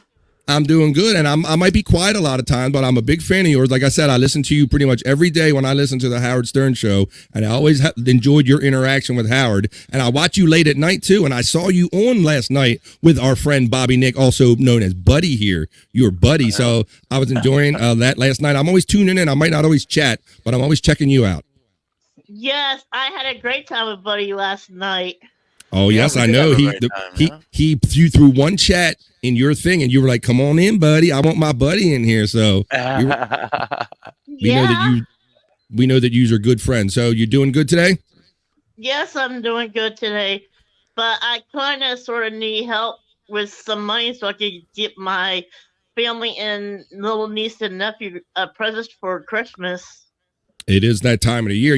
I remember you talking about your nephew all the time when you did the Stern show. You always babysat him, and you would give him you would feed him snacks and food and all. How old is your nephew nowadays? My nephew, he's almost 16 now. 16? Really? Yes. Well, that's something. I know you used to babysit your nephews a lot all the time. I used to listen to you talk about that when you called into the Howard Stern show. So that's cool. Yeah. I used to babysit back then, but now I got a break, so they're all grown up. Yeah, right. They're all grown up. Yeah, Stormy, I imagine you have some of Wendy's information. I have no problem with you. There it is. Yes. I'll put it up right here. We have no problem sharing Wendy's information. If you care to be generous and give to Wendy, let's see, there's her Cash App right there. You go to Cash App. cash.app/ use the $ and then type in cat fun, CATFUN. Yes. Cat fun, not scat fun, people. Right. That's right. Thank you, buddy. Yeah. See, buddy's taking care of you. He makes sure that people know the exact that's right. The exact address. Look, Karen, our friend Karen Garvey saying hi to Wendy. Hello. Let's see. They're saying romance. I'm a pretty famous romance. I don't know. Let's see. They might be talking about you guys. Very good. So, yes. All right. How do 3 people make out at one time? I'm just curious. Oh, who said that? Easy. One up front, one behind. Oh, shit. Sounds like Wendy's had put some thought into this before. Hackride was up the front and Buddy was behind. Wow, this was a very detailed dream. Laugh at. Yeah, that's a sexy dream there, Wendy. Yes, and Hackride kiss was hot. Were you still dreaming about them when you woke up and you wanted to go back to sleep and keep having a dream? Yeah. Keep having that sexy dream, right? Yes. Hey, Dominic Sin, Wendy is live. That's right. We got the Wendy, the one and only here. Let's see. I want to see if I can find some of your stuff that I had from a couple weeks ago. You know, Wendy, I played some clips of you on my show a couple weeks ago when you were supposed to come on here, right? Yes. I'm sorry about that. I didn't woke up till late. I know. And, you know, I knew that was a thing because I'd prepare my show the night before and I was up very late and I saw you on doing your show very late. And I think Buddy might have been involved here, Buddy. And, yes. So I knew that's probably the reason you couldn't make it. And I will admit it to everybody, even in front of Stormy, I do have a little crush on Buddy. No shit. That's okay. We all have a little crush on Buddy, too. You all right with that, Stormy? I'm good with that. I'm good with that. I'm good with that. Can I have Jerry, though? Oh, wait a minute. You can have Jerry, Stormy. Jerry's all yours. Shit, that wasn't even a fight. That was almost like a push-off, Stormy. Jerry's all yours, Stormy. She's like, you can have that shit. Let's see. Oh, this was cool. I am gonna play some of this and ask her. I do have some of the. Now, I remember you, of course, we all remember Wendy from the Howard Stern days. And Wendy, do you remember when Howard Stern news guy John Lieberman came down and visited your house? Yes, I do. That was a long time ago, but we played that clip last week, and we have a little bit of him to share right here. That was a fun time having him there. Yes, it was. Let's see, but I really like this because this really I feel like blowing my mind up. It's a quote that's sure to echo on in radio eternity, and it's just one of many in an ever-growing list of legendary lines from one Wendy Pack from her early appearances. Wow, there she is. Come on in, baby. To her classic calls with Howard. While you were walking and trick-or-treating, you made a duty in your Freddy Krueger costume. Yeah. Right, and there were fecal matter in there. Yeah. Right. That was one of my favorite things, Wendy. You used to call in and do you still do your Freddy Krueger thing?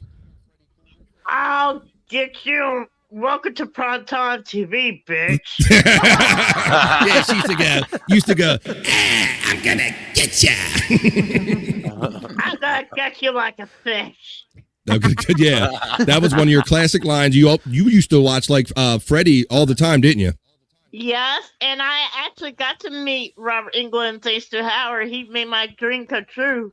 That is cool, man. I know you had a lot of great moments like that. You really mixed up with a lot of famous people. We played some clips of you with Gilbert Godfrey, like joking around and going back and forth with him. You met Robert Englund, the actual Freddy Krueger. Do you remember any other famous people you met that you were happy to meet? I almost got to meet the other characters I know from Elm Tree, but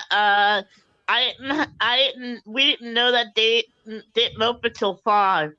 Yeah. And I know that you used to go back and do a lot of the bits. I know you did some bowling when you went to Las Vegas with Gary the Conqueror, right? Your friend Gary. Did you talk to Gary? I beat Gary at bowling. She sure did. Yes, Wendy did. Wendy beat that ass. Hey, Wendy, I was rewatching it a couple of weeks ago, and if you remember, every ball that Gary rolled ended up in the gutter. Yes, I know that.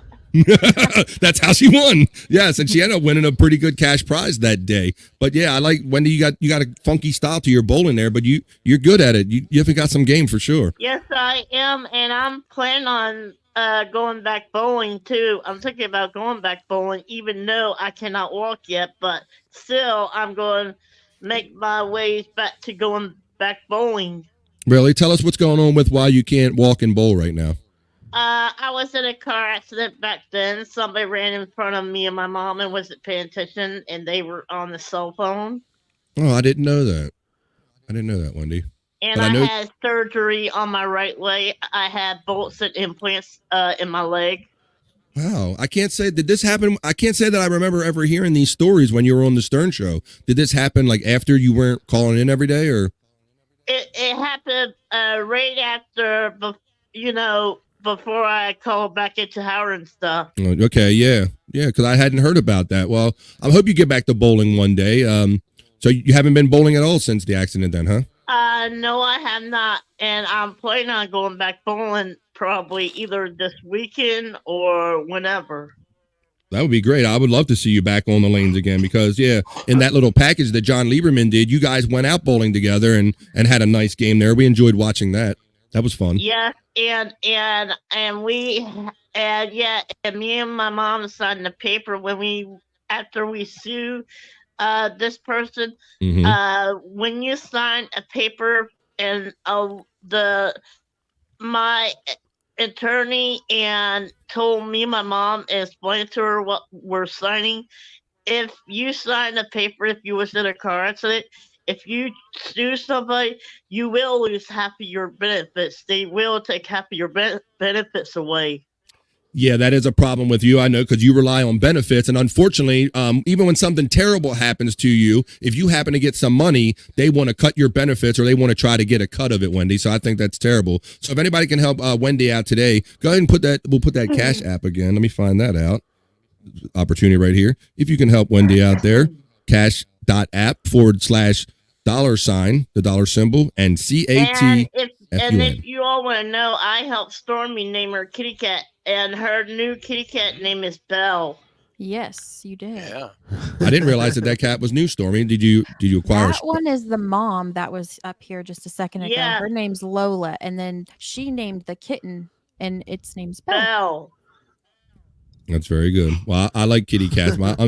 Unfortunately, I had a cat for a long time and got sick and passed away recently. But I love kitty cats, and I'll be looking forward to getting. I'm sorry to hear about your kitty cat passed away.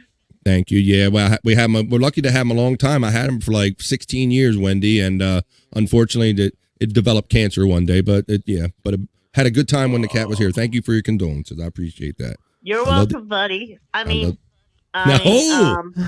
Bob. Well, they're both Bobbies, so I guess. Yeah, it gets confusing, Wendy, because there's two Bobbies here. So that's how I ended up with. That's how I ended up with the nickname BF. People will just say BF or something. Yeah. Okay. We got so many Bobbies. You can call me anything you want. Just don't call me late for dinner. That's all. How about I give you a nickname? How about your nickname will be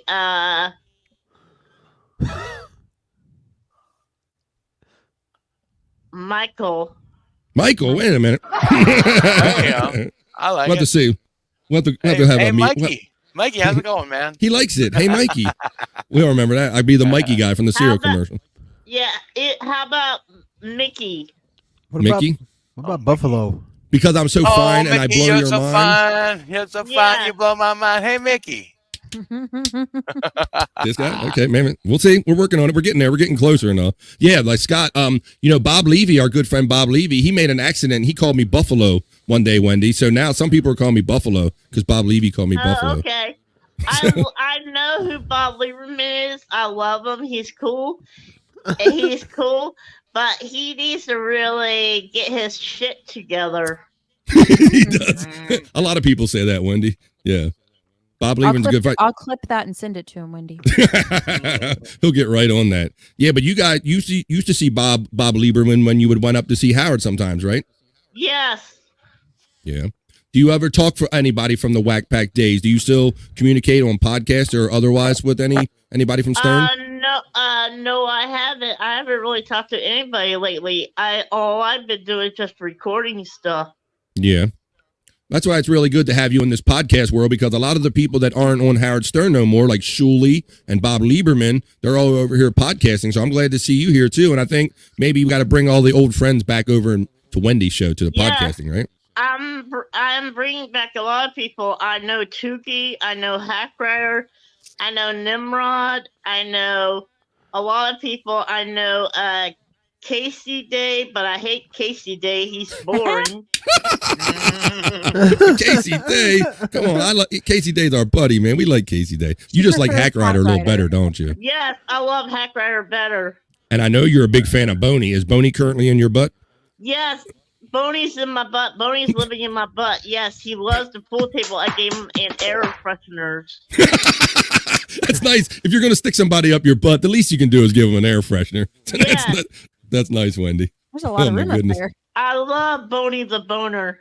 Boney the Boner is a lot of fun. We love Hackride and all his characters he creates. Every time he's on, if I can watch, I'm watching him.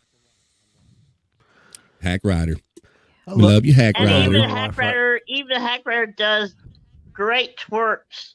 I saw your twerking ability, Storm. I mean, excuse me, not Story. I don't think you've seen mine. Well, you don't know the videos that I get. That's all I'm saying. No, that was no. I seen your twerking video there, Wendy, for sure. Let's see. Yeah.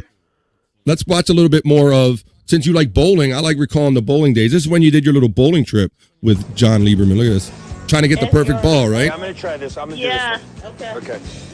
You ready? Yeah. Good luck. Thank you. All right. Wendy still needed to shake off some rust, especially since we weren't using her self-proclaimed lucky lane. That would be lucky lane number 36. I see she got a little slinging and swinging technique there, Wendy. You got it. You got to get that little twist on your wrist. See what I'm going to do here. Yeah. These are no duck pin balls, I'll tell you that. It has been years since I tested my sports skills against the oil-slicked lanes. And while I enjoyed some early success, as the frames mounted, so did Wendy's confidence, leading me to ask my outspoken opponent for some guidance. Here you go. All right, give me a pointer. There's your pointer. There's the lane right there. That's your pointer. It's your turn. You have any advice? Good luck. I don't think you mean that. Yeah. There you go, Wendy. So I enjoyed watching that. When is the last time you watched that video, Wendy? Do you ever go back and watch your old appearances? I watched it a long time ago. I haven't watched it back then.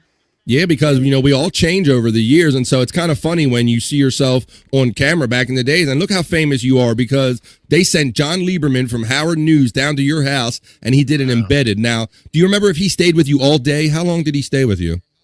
I think he stayed for about 2 hours. Couple 2 hours. And I saw you went bowling. You went on that nice walk on the bridge afterwards. I really enjoyed the walk that you took. If you remember that walk.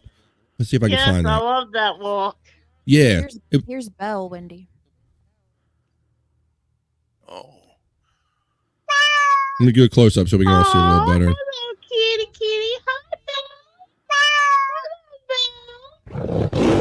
Oh, wait a minute. It's getting vicious now. We got to watch it. Oh, get a little upset, Wendy. We got to watch that. Let's watch this. Let's go back to the little part where you took a walk, because I like the scenery and I like the vibe of this scene, and I like learning a little more about Wendy in the scene. Garbage in search of barely touched food to bring to her family. Further on up the road, we encountered the mighty Granada Bridge, a structure that spans the Halifax River and Intracoastal Waterway and connects the mainland to a beach peninsula that Wendy loves to walk along. Looks kind of big and long. I know. So you walk across it? Yeah. For exercise or fun or what? Exercise. Oh, okay.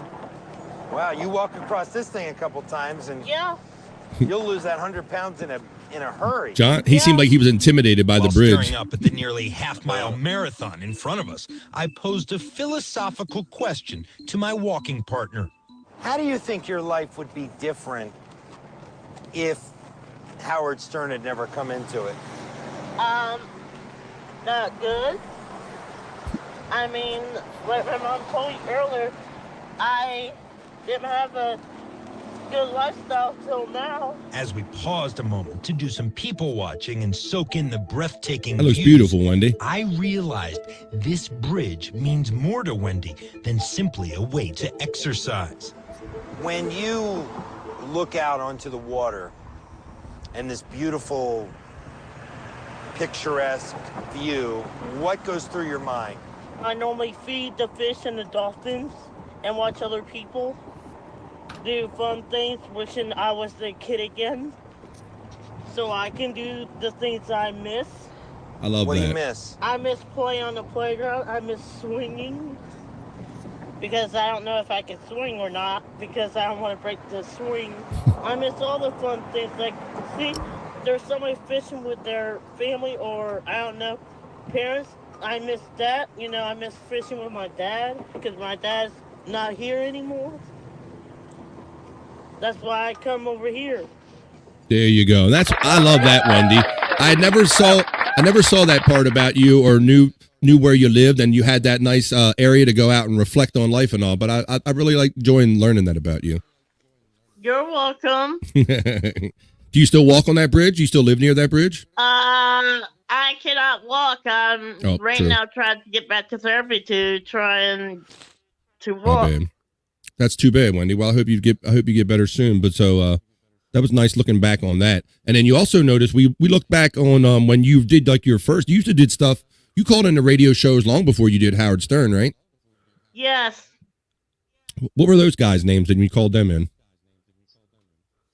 I call sometimes Howard. I call him, but last time he hanged up on me when I asked him for a little help, but he hanged up on me. Did he hang up on you? All right. I have this clip from when you used to do a show called The Monsters on WTKS. Yeah. Yes. And I'm still with them, by the way. Are you? They're still on the air? Yes. Wow, that's interesting. See, we've got a little fact I didn't know about. So do you call into there like every once in a while, or how you do that? Yeah. Yeah.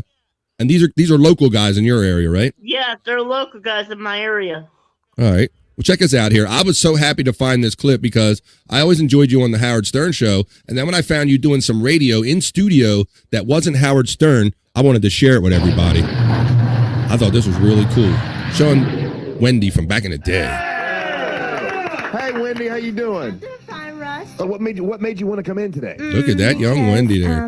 Wow. Dirty Jim is my truly cool bestest friend I ever had. Oh my God! Now, for people that are just listening, they just tuned in or whatever, and they've never heard you on the air before. I can't imagine that, but to them, tell us a little bit about yourself, Wendy. I'm 22, going to be 23 next month. I like to just like 22. watch TV and just hang around the house, make me something, like get a microwave, because I'm not really supposed to cook while my parents is gone. You're not? How come? Because when I walk away, I might, burn the house down. Right. And I also went to see. There you go. So that was just a little clip of that. I don't want to play every big clip. So that was Big Jim, and who else was that? Dirty Jim, Russ, Savannah, Bubba, Okay, and you Black still, Beam, Daniel. you got a lot of friends, and so you still call into them. You said, right? Yes, I do. That's cool. So you call into them, you call into Howard, and you podcast. Are there any other shows you enjoy calling into? I also call a Bubba the Love Sponge. Good old Bubba the Love Sponge. Yeah, that's a good Yeah. guy. I remember him from the Howard Stern days. That's how I got to know him too, when they brought him up from Tampa, right? Yes, and I also call Elliot show on Facebook. You call the Elliott Show on Facebook. Okay. Yeah. Well, that's cool. Well, look, I put you together on screen with your buddy down there. See, now I put you down there with Buddy, 'cause that's your buddy right here. I you love go. it. I love it. I love it. And I love my buddy. I love you too, Wendy. That's cool. I'm up here with my buddy. Scotty's my buddy. Not in a homo way. Let's see. All right. Well, Wendy, I was going to look at some stuff on the internet. We do a little segment called Internet Shyt where I just play all kind of funny videos, and I got a story I'm going to share. You want to stick around for that? No, I don't mind. Okay, well, let's do it. All right, cool. I'm glad. We got the Wendy Pack here. I'm very happy to have the Wendy Pack from the Howard Stern Show as my special guest here on BF Live. Thanks for joining us here. You're today, welcome. Wendy. Cool. I'm glad this is so cool. I see, I'm a little jealous because, you're on a first name basis with Bobby now. Bobby's buddy. And I'm like, wait a minute. I listened to Wendy a long time too, but I guess I'm Mickey now. So I feel a little better. You're Buddy. I'm Mickey. You got your own nickname now. All right. Let me play this little opener, and I'm going to share some stuff off the internet I like to call Internet Shyt. Check it.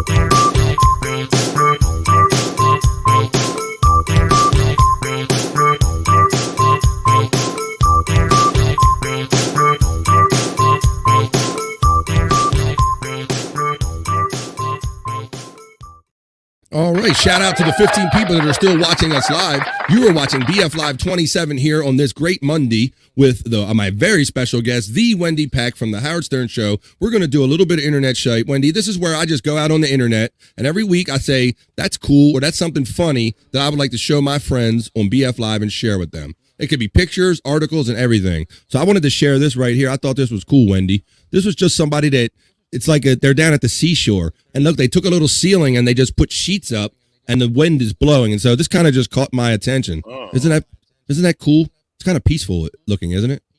I like it. I think it's beautiful. So that's a little thing. I'm not sure what that was. Yeah, it's supposed to be like the wind coming off of the sea, Bobby, and it's just like some sheets in the ceiling. It looks really cool. It does look really cool, Wendy. It's like it's no motors or nothing. It's just like pieces of cloth. And when the wind blows, it makes them look like actual wind. So I just thought that was cool. A little cool thing I'd show you. There you go. My little first little piece of Internet Shyt. I got an interesting story we're going to have to find out. Hey, Wendy, do you like the Macy's Thanksgiving Day Parade with all the floats and everything? Yes, I do. I love it. I've been watching it every year, I should say, since I was a kid. It's part of my tradition, Wendy. It doesn't feel like Thanksgiving until I watch the Macy's Parade and watch all the floats and watch Santa Claus come to town. Did you watch it this year? I watch it, yes, and after that I watch Home Alone. Yeah, I know sometimes the dog show comes on right after that. Yes, but I went straight after when that was over. I went straight to the Home Alone thing. I like Home Alone, and then around Christmas time, I like to watch The Christmas Story. Actually, I like to watch the Grinch with Jim Carrey around Christmas time. Okay. I just saw the animated Grinch, the cartoon that we grew up with. I saw that on TV the other night, and I watched that. That was a lot of fun. I love the Grinch with Jim Carrey. Yeah. Yes, that was a good movie. I think I have a little one of the ornaments off of the Christmas tree from when that movie was out.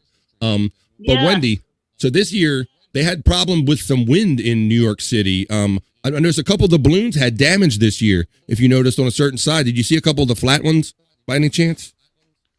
No, I haven't. Well, I'm gonna show you a couple videos of how some of these balloons got busted on that day. So check this out. Oh, turn the sound on. So look at that. If you notice the top, Wendy, the hat, it got snagged into the tree and it lost all its helium. So I noticed some of the floats, they had problems this year. So this is people with some video about it. I would like to go see that live, Wendy. I've never seen that live close up. I would love to see that. Let's see what else I got. So as many of you know, this was One Piece's first year in the Macy's Thanksgiving Day Parade. It's a huge tradition here in America. Everyone was so excited for the Luffy balloon, but unfortunately, this happened, and the straw hat ended up hitting a tree and deflating right at the very beginning of the parade. I feel so bad about this. This was a huge year for One Piece between Gear 5 to the live action, but I guess at the end of the day, this is still publicity for our favorite anime series. So there you go. That's how that. And look at Snoopy.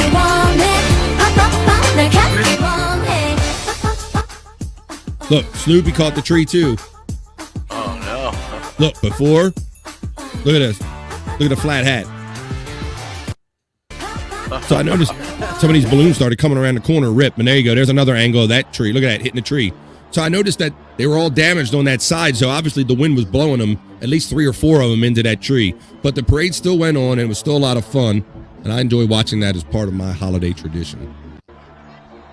So that's another piece of internet shite right there. Let's see who's checking in. Oh, there we go. I had a star on one of these. Damn it. Oh. Trying to find my most recent chat, Wendy, so people can talk to you. Let's see.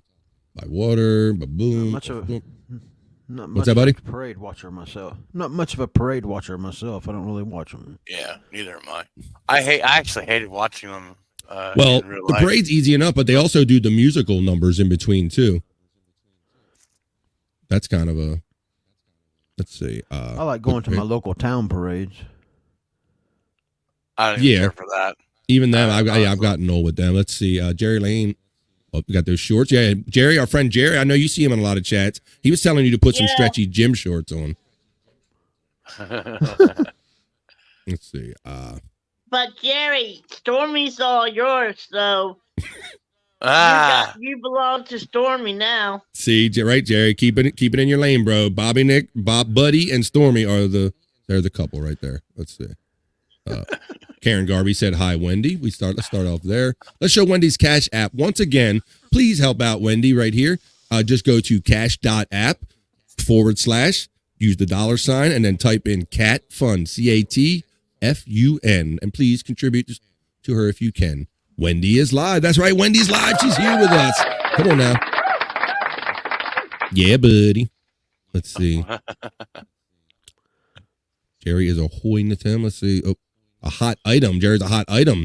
Only with Stormy, apparently. Let's see. There's the Cash app again. Please use that. Look who's checking in. Your friend Bone Loads. There you go, Wendy. I'm friends with Bone Loads. I got to know him through all this chatting, Wendy, and I saw Bone Loads on your show like a year ago, maybe, and he was singing karaoke with you. That's really cool. It was cool, and I was like, wait a minute, that's my buddy Bone Loads. I didn't even know that he knew Wendy that well to be up on her show and star on her show singing a song. So I'll have to come on and sing one night, Wendy, maybe.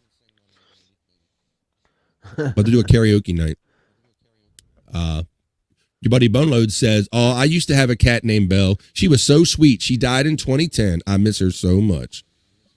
Rest in peace. Let's see.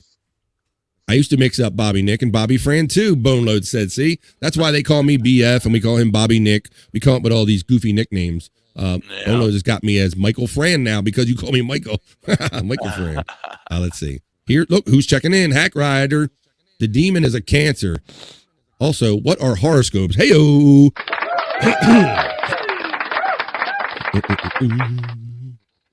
Let's see. Our friends are saying, Jerry, Michael like Halloween. Maybe that Michael. Wendy, I love that you are on the Buffalo Show. She's here, Hackride. We got her here, Hackride. I'm very happy. Let's see. Wendy has a voice that could play well in cartoons, Wendy. Jerry thinks you could be good for cartoons. I think so, too, yeah. That would be fun. Yeah. He means that it's I like distinctive. her laugh. Yes, has a great laugh. Wait a minute, Hackride has a point. He has a look at this. He says he agrees with you, Wendy. Hackride says Casey Day is so boring. Wait a minute. Wait a minute. Yes. Glad. Let's see. Bone Loads is laughing. That's cool. Twerking with Stormy soon on the Hackride YouTube channel. Yeah. I like that idea. Freudian I slip cannot wait to see Stormy twerk. Yeah. Now, Scott, how do you feel about that? I can do without myself. I'll probably skip that day. It'll be even funnier if we ever see Scott or Buddy twerk. That'll be funnier. Oh no! I think we got to get Buddy to twerk. Wendy, what do you think? Come on, Bobby. Yes, it would be totally cool to see Bobby twerk. Get that ass out of the seat. Bobby or Scott. Oh my god! Well, no we pressure, actually guys. What pressure? We did see Scott twerk. He killed his back. Yeah. I thought that was more him kind I of did that. tripping over when you were on your way to your microphone. I don't know. Did that count? I saw Wendy. I saw Wendy doing her twerk though. I think, yeah, we need it. We need it. Go, Bobby. It's your birthday. It's almost his birthday. Hey, Wendy, do you know that Buddy's birthday is in 2 days from now? Yes, I do. And I'm going to do a twerk for his birthday. He should twerk for us for his birthday. Come on, Bobby, twerk. Get your twerk going. Get your twerk going. I'm good. No, I'm good. Oh, come on, man. Come on, I almost had an exclusive here. Come on, I need this. Come on, let's go. I appreciate you trying, Wendy. Do it, Bobby Nick. Do it, Bobby Nick. He's like, he's got the pump. He's got the bro pump going for you. Here's a question from our friend Jerry. He says, "Who are Wendy's five favorite Stern Show people who she met and were nice or friendly?" Who do you remember sticks out the most when you went up to do Howard Stern, Wendy? Gary the Conqueror. Yes. And that was it. Oh. She went dark on this. I don't know. I can't hear her. Maybe she's uncomfortable. Come on back, Wendy, if you can. Laughing.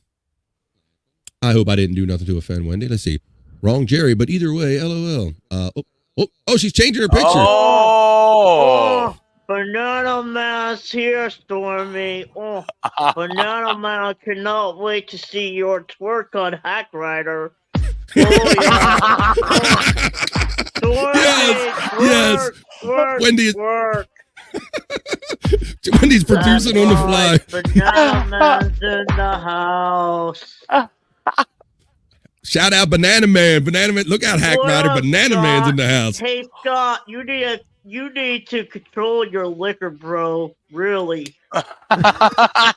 Okay.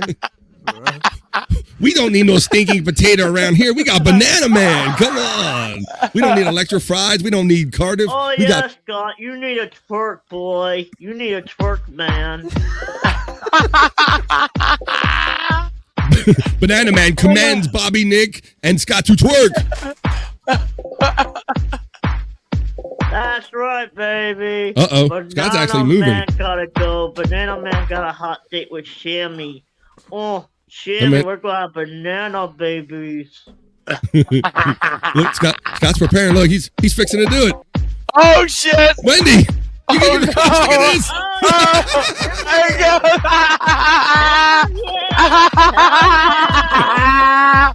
Uh-oh, she's getting turned on. Oh, my God. Oh, Scott, what a trooper, man. Thank you. Look what he does for Wendy. Look what he did, and for BF Live. Hell yeah. That was a nice ass. Get them dollar bills, Wendy. Get them dollar bills, ready, girl. Put the card in the slot. Put the coin in the slot. There you go. Thank you, Scott. Okay? See that, Wendy? We got you some sexy fun. One way or the other. And people, it's not scat fun. It's $ cat fun. Enough with the shit jokes, please. That's right. That's right. But bro, that S looks like a $. Yeah, let's put it up one more time. Right here. As you can see, it's not scat, it's $. It looks like scat, but it's the $, CATFUN. So it's cash.app /$ $. Oh, cat yeah, that was hot, Scott. That was hot. That was hot. You got her turned on now. We got Wendy right where we want her. Yeah. Yeah. He's like, yeah. All right. That was cool. Sex Dream of Scott coming soon. Look at this. Stormy saw the twerking. She had to go off and because it's well past the 3 o'clock hour. We're having a great time though. We're not going to stop anytime soon. But Stormy did have to go pick up her kids, so she's enjoying watching on her phone and being in the chat. Thank you, Stormy, for hanging out and bringing Wendy here today. Wendy does a great Banana Man voice. That's what you were reading ahead in the chat. Okay, you went and jumped ahead. Thank you for producing that on the fly, Wendy. That was cool. You mean You're Bobby welcome. Twerk? Look, Stormy got excited. She knew what Banana Man was up. She said, we don't need no stinking potato around here. No Cardiff Electric. We got the real deal. We don't need corn. We don't need potatoes. We got bananas. Got the OG banana. Don't have to ask twice. I'm glad he didn't fall off the chair. There you go. Yeah, that would have been terrible. And look, look, all the reviews are coming in, Scott. Peak of broadcasting. Thank you, Scott. There you go. Thank you, man. That's a trooper, man. He did it for the show. Look at that. Oh, there you go. Look at that. You made him horny.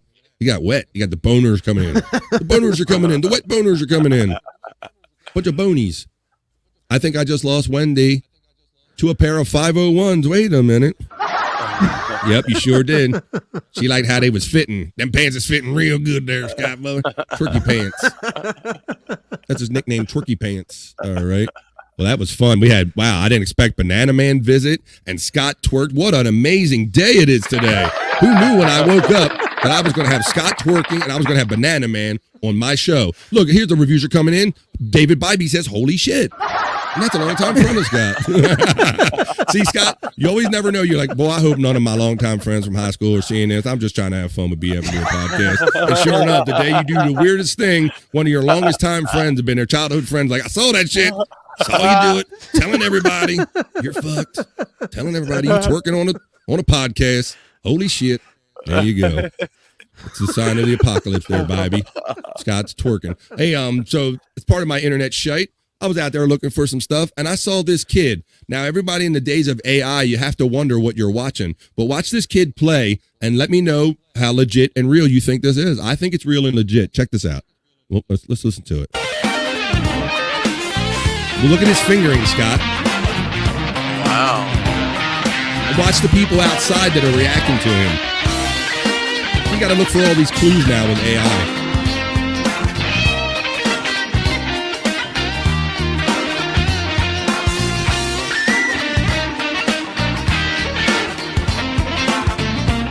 Look at the little kid outside the window looking.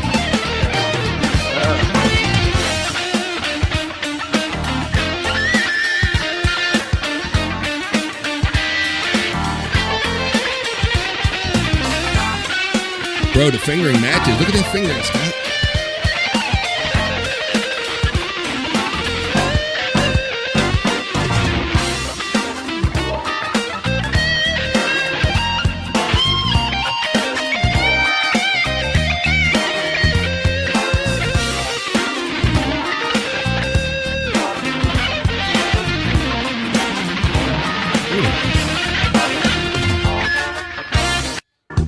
There you go.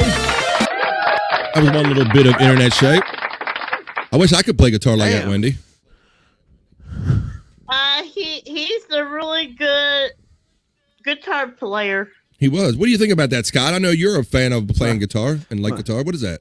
What do you think about it? My computer or my internet was a little glitchy, but it appeared that I seen his vibrato and stuff. It seemed like he was really playing that. Yeah, and look at the fingering. Like, he wasn't fake fingering, bro. Like, and I had to really look around because, like we always talked about with AI, you don't know what to believe or not anymore. And it was so fluid, and I had to look, and I'm watching the people react. I'm looking for other things that shouldn't be AI, like people actually having an actual reaction to it. So that was, I thought that was pretty cool. That kid was pretty badass. I thought that was worth sharing for some Internet Shyt, some funny shit. Now, I got this is a story that I talked about in the description of the show.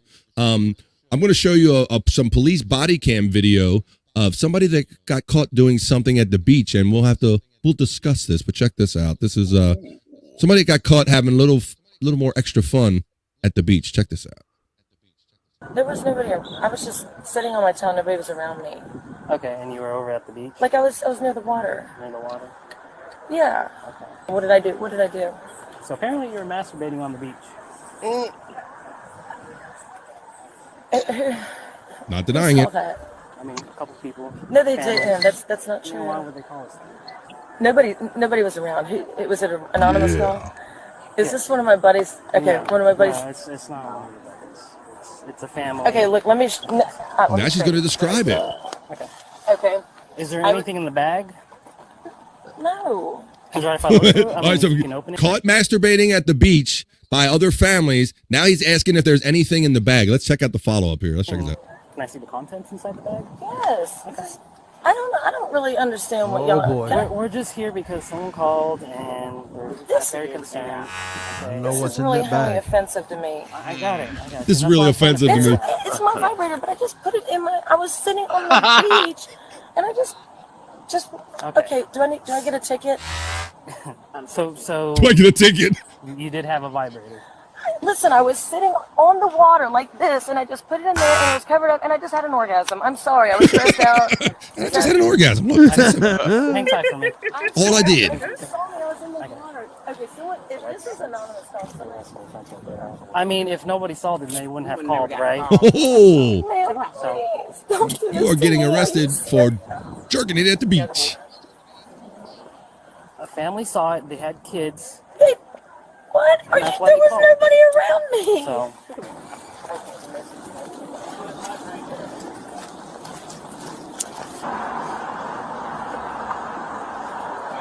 It's a bullet style. It's a bullet style.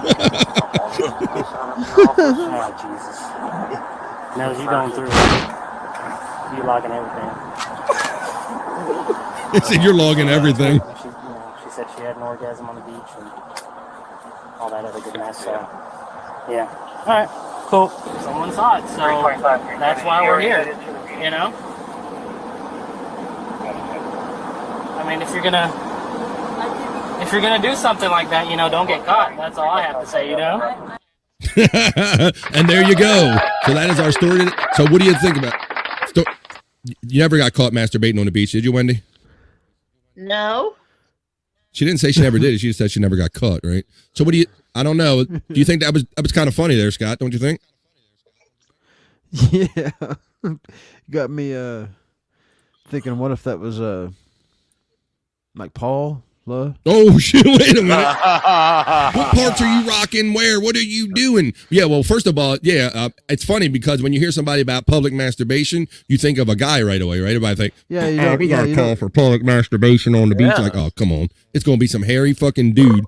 But yet it was this woman, and apparently she got caught by another family. Mommy, what is that? What is that lady doing over there with that vibrator? What is she doing?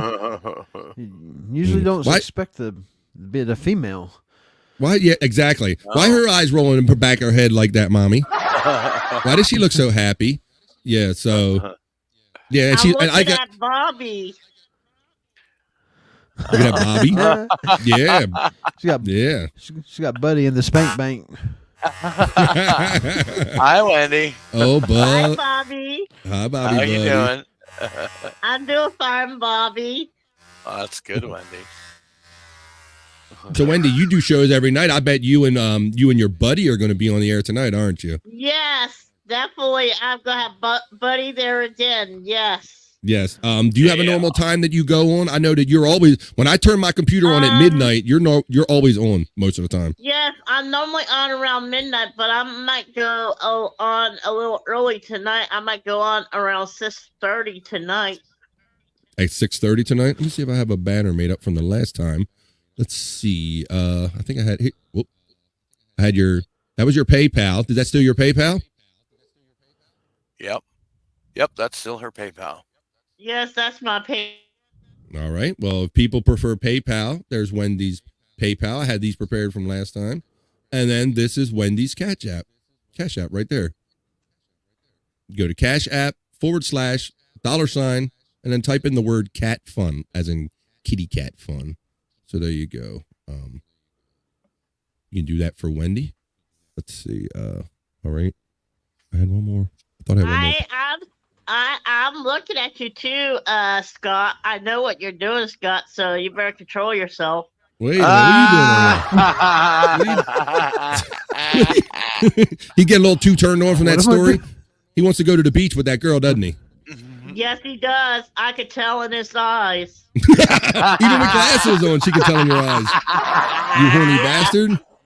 Yeah. Yeah, if that was a story about a dude jerking off on the beach, Scott, I wouldn't even have done it. I would have been like, gross, pervert, who cares? Who gives a shit? Yeah, I think you're right, Wendy. I think Scott's a little turned on up there. He's having a hard time controlling himself. Yes, he is. I know he's turned on. Mm-hmm. Yep. It's still real to me, man. That's what Jerry Lahane says. It's real to me. Let's see. No, right there. He's lost it. That was during the twerk that came in. Never talk to the police, even during like masturbation stores. I don't know. Let's see. 911. What is your concern? I got a sexy lady like jerking off on the beach here. What would the jury say about that? Yeah, Hackrider. What if she went to, so should she be punished for that, Wendy? Should she be punished for playing with herself on the beach in front of family? Yes. Yeah, you would commit her to jail time, right? Yes. Yeah. Hung jury? Yeah. Yeah, let's see. That's a hung jury. Right? Yeah. All right. Oh, a bowling date, somebody says, what Jerry says. Let me see. Oh. And he loved Twerky Scott. There you go. Well, that was cool. All right. I got a bowling ball. You got a bowling ball? Oh, there you go. Yeah. There he does. He's always the prop master. That's why he's got the bowling ball. That's a nice bowling ball, Scott. Do you ever go bowling? I have a trophy. Break it out. Got it with That's you. cool, Scott. I don't know what happened to it. I had a trophy. I know, Wendy. I saw from that feature that John Lieberman did that you had many bowling trophies from back in your day, right? Yeah. Yeah, you used to play on the league a lot, right? Yes, I did. Yes. That was cool. Do you ever talk to any of your bowling friends anymore? I haven't seen him in a while. No. Yeah. Well, I hope you get back to bowling one day, because I can tell from watching you from all the videos and beating Gary up in Las Vegas that bowling was one of your favorite pastimes. So I really hope you can get back to that one day. Yeah. Yes, me too. It would be nice if you can even just go there and sit on like a chair and just kind of bowl it just to till you get used to it or something. That might be fun too. Yeah. Cool. What's it? Oh, I want a silver fun toy like that lady, mommy. Wait a minute. The pleasure 3000. Yeah. All right. The torpedo. And the torpedo. All right. So what are you going to do with the rest of your day today, Wendy? You going to eat some dinner and then do your show? My day is I know I'm going to definitely hang out with Buddy. Yes. With non-filters later on. No filter. Okay. Yes, our great friend Andrew and Buddy and Scott and all them. They do no filter like every day, and so you might see Wendy on no filter. You're probably going to see Buddy on the Wendy show. You see all the. We're always hanging out and having a lot of fun. It was really great to meet you here today, Wendy. It's really great to meet you too. Thank you. I normally stop the show at 3 o'clock, but because I got the great Wendy from the Howard Stern show, we went long today. I just wanted to let you know that and teach everybody about who Wendy was, because when we had the new people from the Opie and Anthony crowd and all these different crowds show up, they were like, "Who's Wendy?" So I wanted them to know the Wendy that I used to enjoy back in the day, and I'm really happy to meet you and have you on my show today. I really appreciate being here, and I really have fun with you boys.